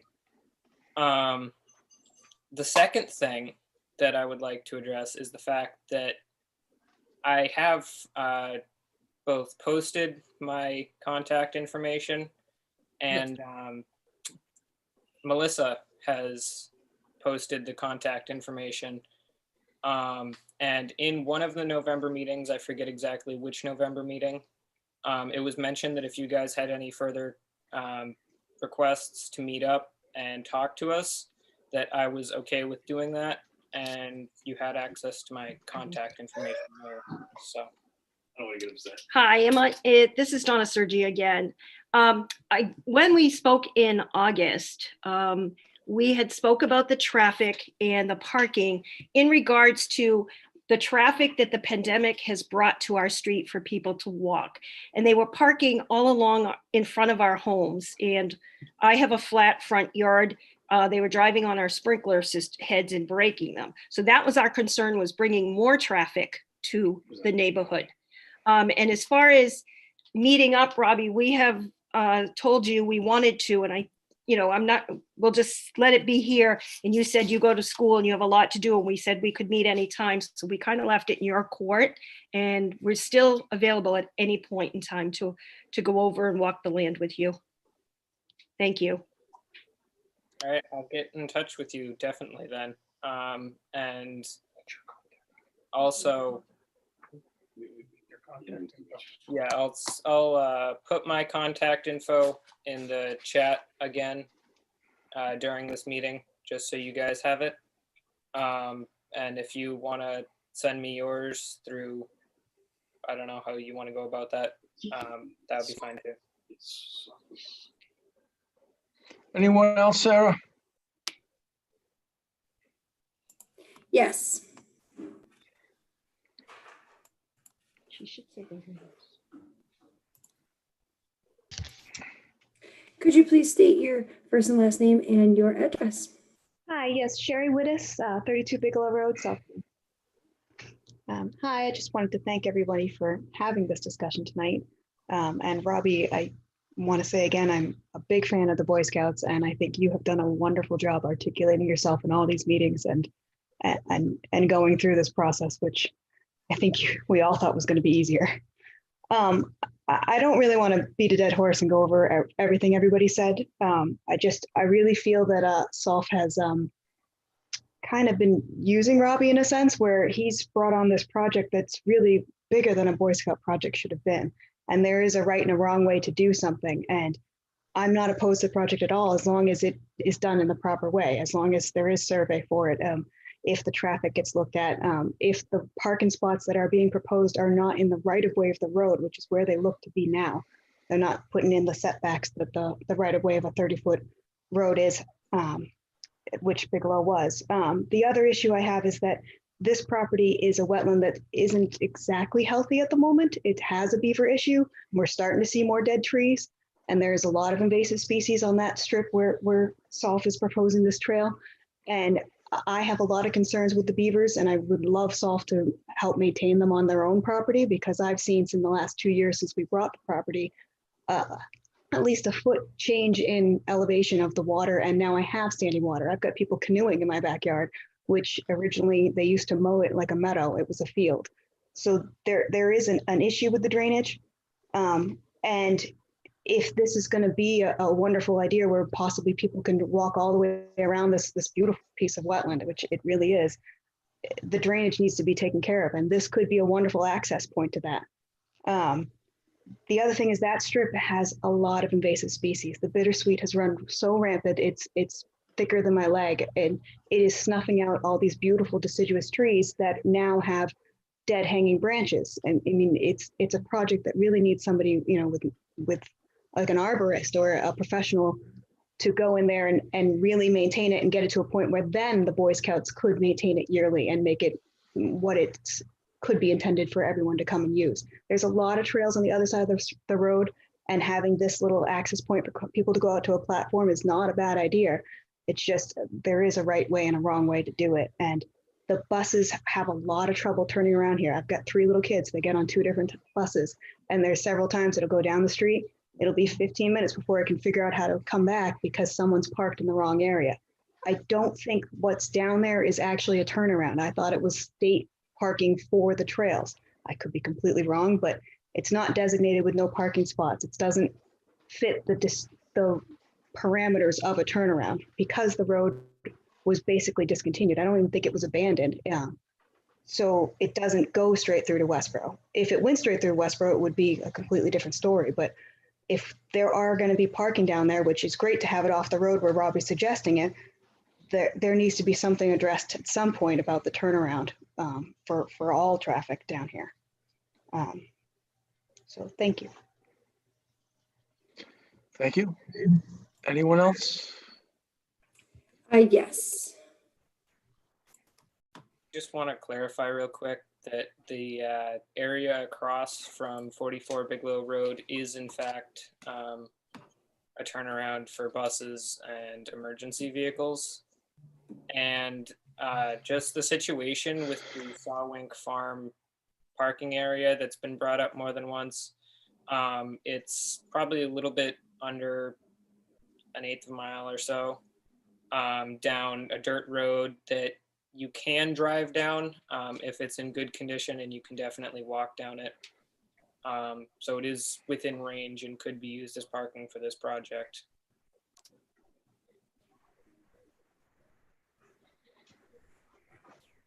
Hello, this is Elizabeth Bigelow Courtwright. I live at 38 Bigelow Road. Like my sister said, we were born and raised on this road, and we were fortunate enough to raise our own families here.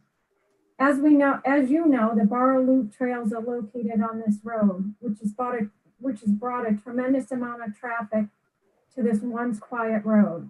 This past fall, I went out for a short run and counted 22 cars parked at the turnaround at the end of the dirt road because the parking lot down there was full. This made for a super dangerous situation because the dirt road leading to that is narrow. We've got a bunch of school-age kids who ride their bikes up and down the road. This road is also considered a dead-end road, as people have spoken about, because the town doesn't maintain it past 46 Bigelow Road. In fact, in the winter, they will plow it. So if you come in the other way from Westboro, you've got to back up because there's no way to turn around. I appreciate what Robert's trying to do, however, not on this road. We don't need another reason for non-Bigelow Road residents to be driving up and down the road. We were notified about this project in early August, and I feel like with each meeting, the plans and the specs keep changing on it, which is definitely a concern of mine. And as a taxpayer and an abutter of the wetlands, I strongly oppose this project.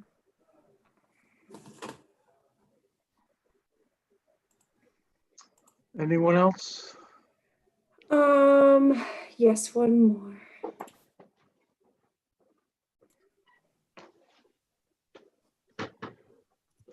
Hi, this is Matt Geary, 46 Bigelow Road.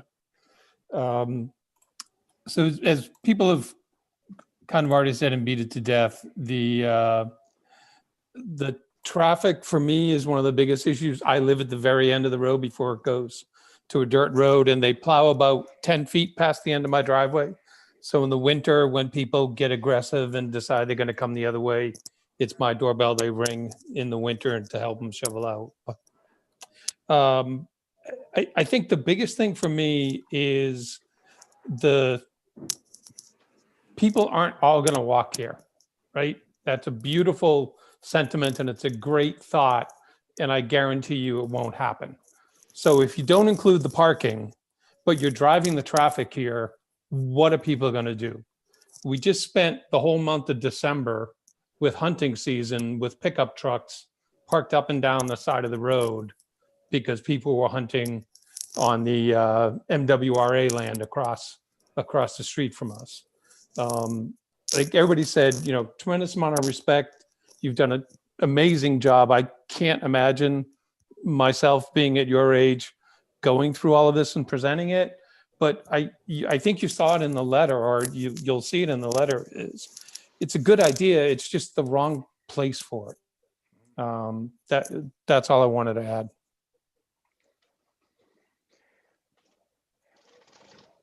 We've spent a lot of time on this, a lot more than I thought we would. Is there anyone else? Any other We do have questions? two more.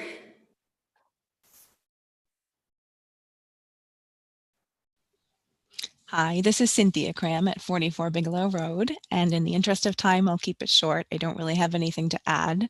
I sent an email this afternoon, and basically I share everyone else's concerns. Just wanted to make that clear and just reiterate what everyone else has already said. And I think that's all for now. Thank you. Thank you. Thank you. So just one more.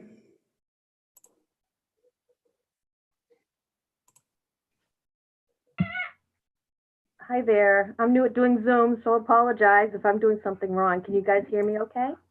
We can. Okay. I live at 22 Bigelow Road, and like the Bigelows, grew up here in this neighborhood. My parents used to live at the corner of 14 Ward Road and Bigelow Road.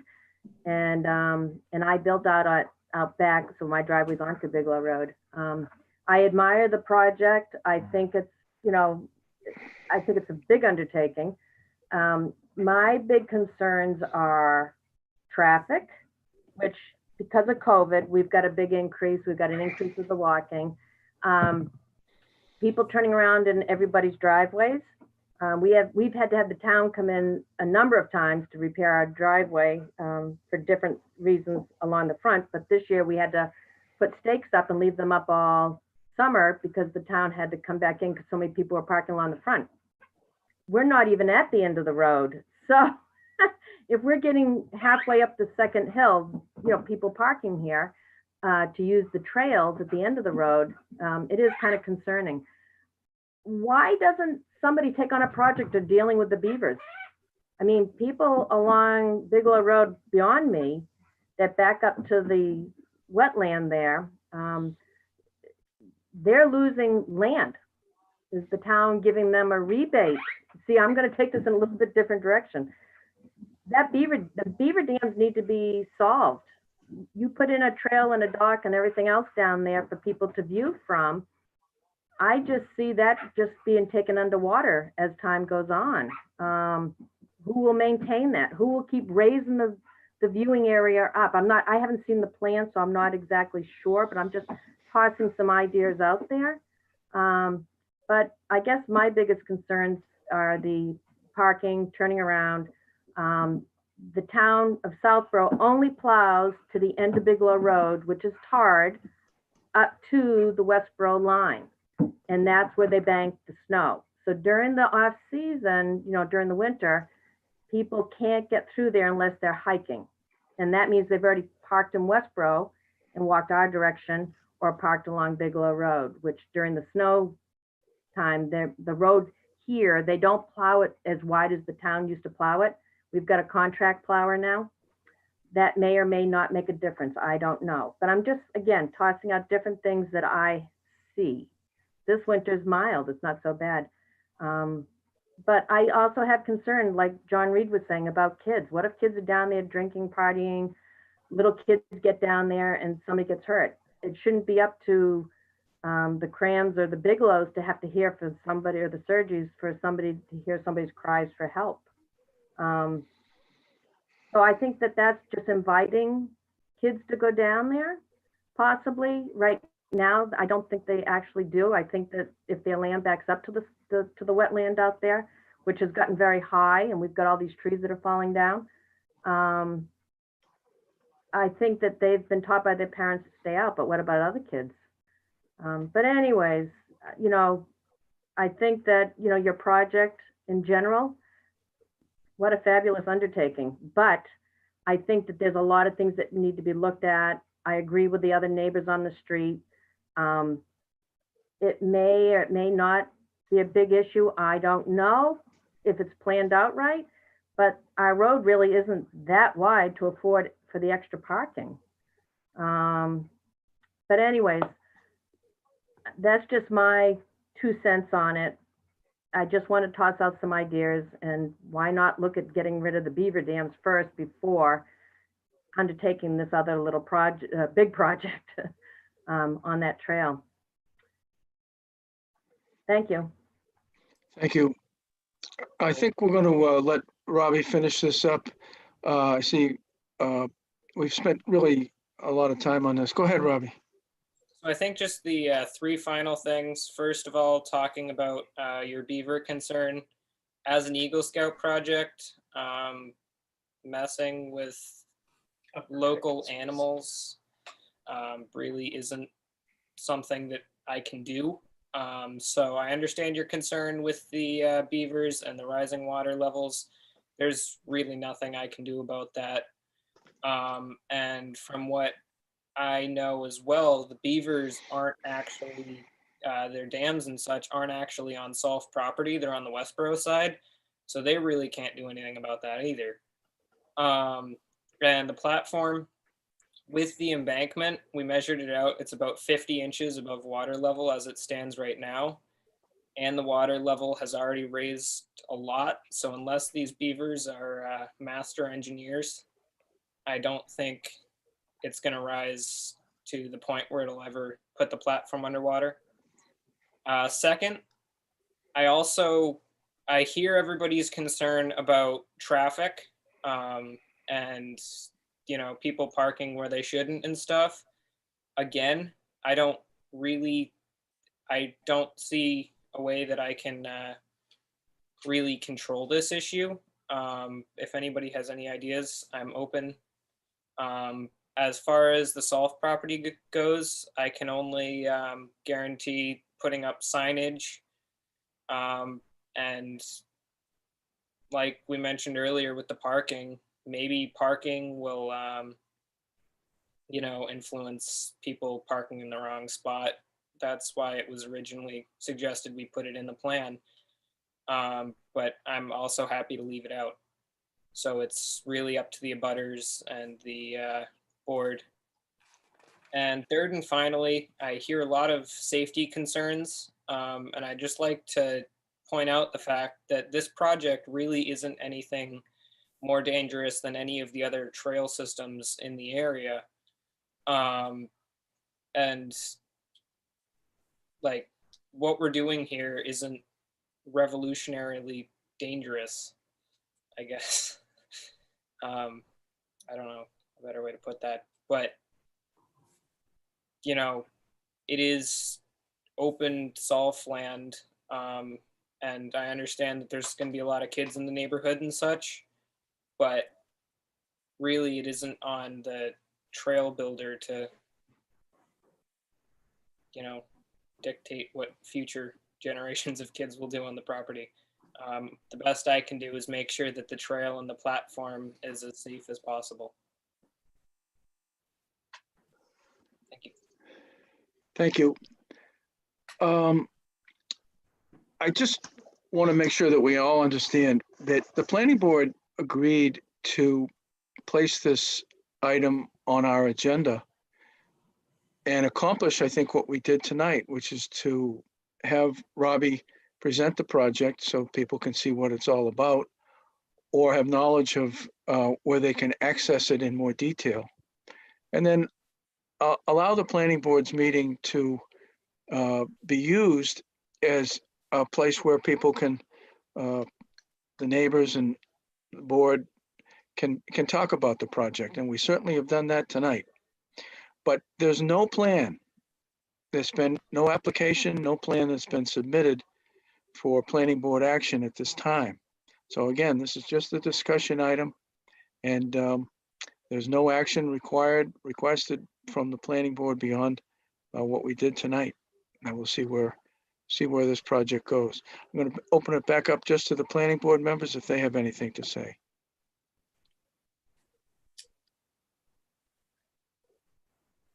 Mr. Mills.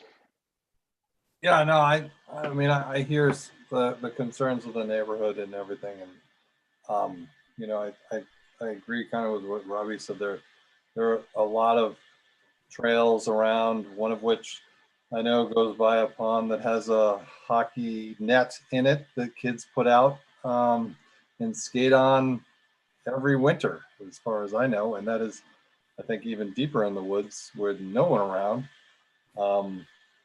to help if something goes wrong. So I think, you know, I think, you know, there's a responsibility for people to do what's right when on other properties too. So I think, you know, and I don't think it's the Bigelow's responsibility to be a watchdog over that for anyone who goes down that trail.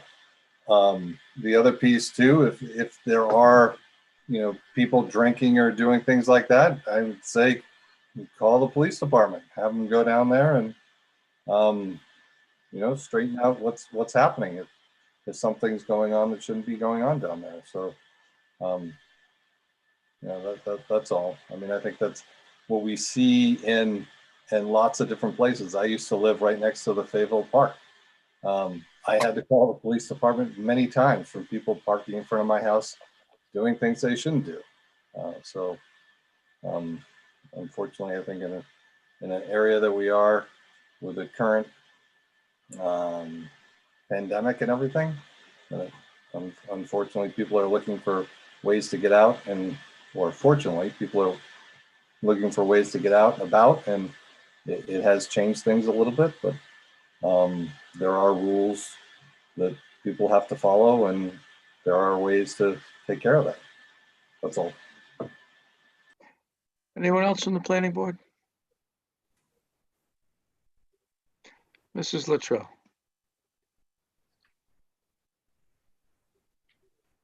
I just want to thank you again, Robbie.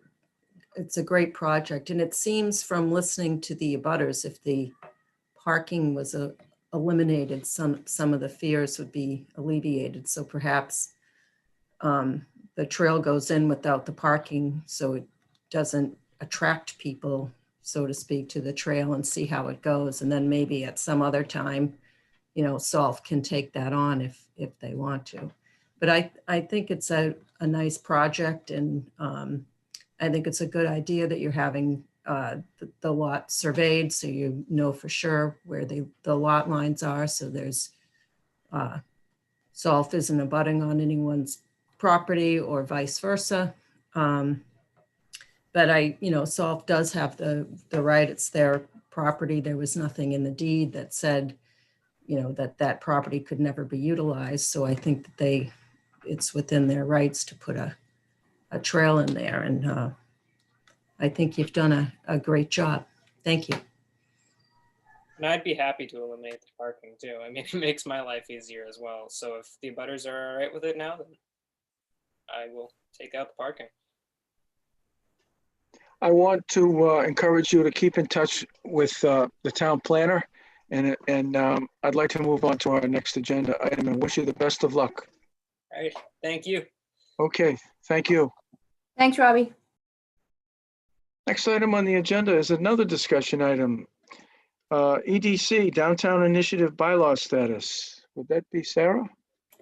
That would be me. So the Board of Selectmen discussed the status of this particular bylaw at their last meeting on the 5th. They do, and it was put on the Dropbox and distributed to the board. They do have two kind of current working versions at this point. One of them has comments from Judy Barrett, the consultant who is, writing the current draft. The other has comments from Adam Acosta, who was another consultant on the project earlier on, who has more of a legal perspective on how it's written. So at the time of discussion, they were talking about merging those two documents into one, and then voting on it at their next meeting on the 19th in order to get it ready for the public hearing process. So, not much has changed. Again, they're just kind of incorporating the feedback from both consultants as well as the feedback from just before Thanksgiving, the meeting on the November 24th. Very good, thank you. Anything else? Anybody, questions, comments? Okay, next item on the agenda is other business properly before the board. The planners report. Karina. All right, briefly last week at the last meeting, there was a question about actually during the interim, there was a question on the 2021 annual town meeting warrant. I corresponded with Mark Purple, town administrator. He indicates that right now, all the warrant articles that were proposed for the last town meeting that were pushed forward are on the warrant. The warrant closed, they're on the warrant.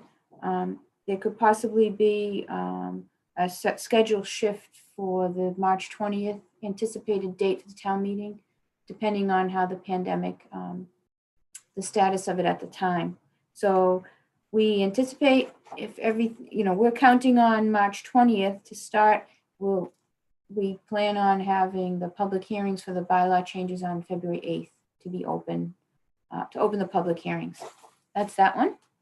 Any questions on that one? Okay. Yeah, I have one. Yeah.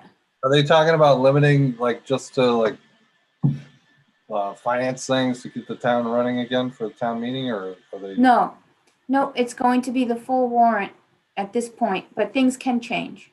Okay, thank you. Okay.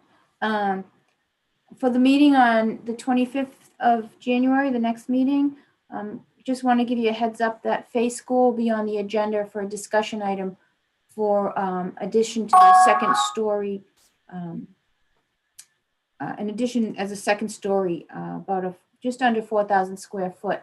They're going to present what they have there. It's supposedly not a change in requiring additional parking and such, but they want to present it to the town, to the planning board, to make sure they're on board with that. They do have the Dover amendment, but they were asking if they do have to come to site plan or not. So they'll be discussing that. Is that a second story on a school building or on a? Yeah, it's on, it's called it's the large rectangular on Middle Road where they drop the kids off in that horseshoe. Okay. There's a larger building back there.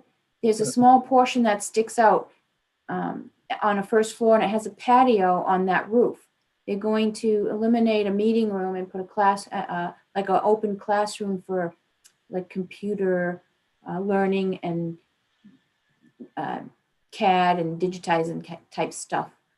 So it's kind of like a swap, but they're going to give the details in a couple weeks at the next meeting so that you can have all the info. Let's see. I hope all of you submitted your conflict of interest certifications and acknowledgement forms. Okay. The Mass DOT Accelerator 8 bridges are continuing their work. You can see that on their website. If you have a question, those are on Porterville Road, Woodland Road, Parkerville. You can always call me at the office if you have any questions on that. And that's all I have. Thank you. Next item on the agenda is the meeting minutes. Mr. Mills. Make a motion to approve the meeting minutes as written. That's We have the two November sets. 24th joint meeting with the selectmen, right? That's correct. I was absent, so I'm going to recuse on that vote. Well, I was absent at that one too. If you read them, you can still vote on them though. It's up to you guys. We need a second. Second, Motion's been made and seconded. Any discussion? I have one quick thing. Line 265, after 10%, add minimum if the, and then after goal is. Got it.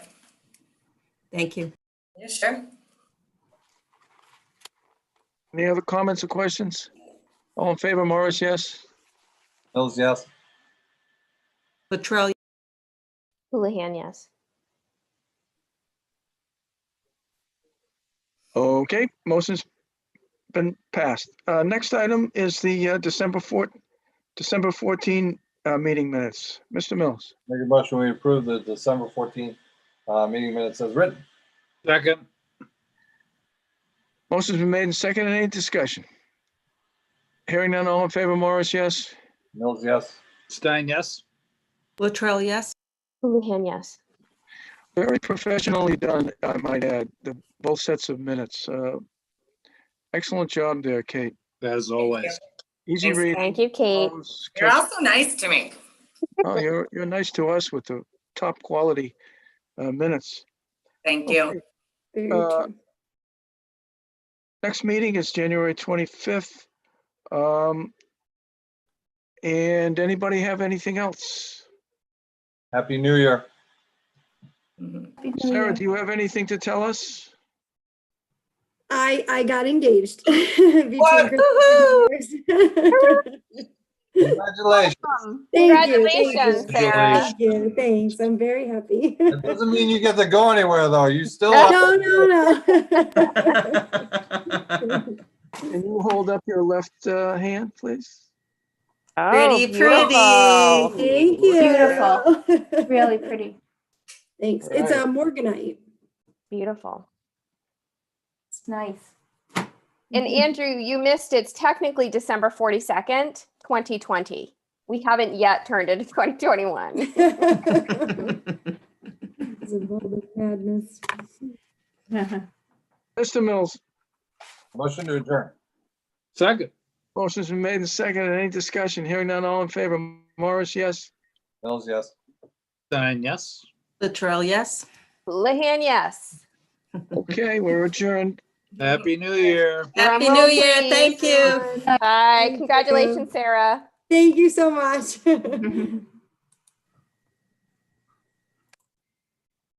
Bye, Sarah. Good job. Bye. Thank you so much. Take care. Kate, you too.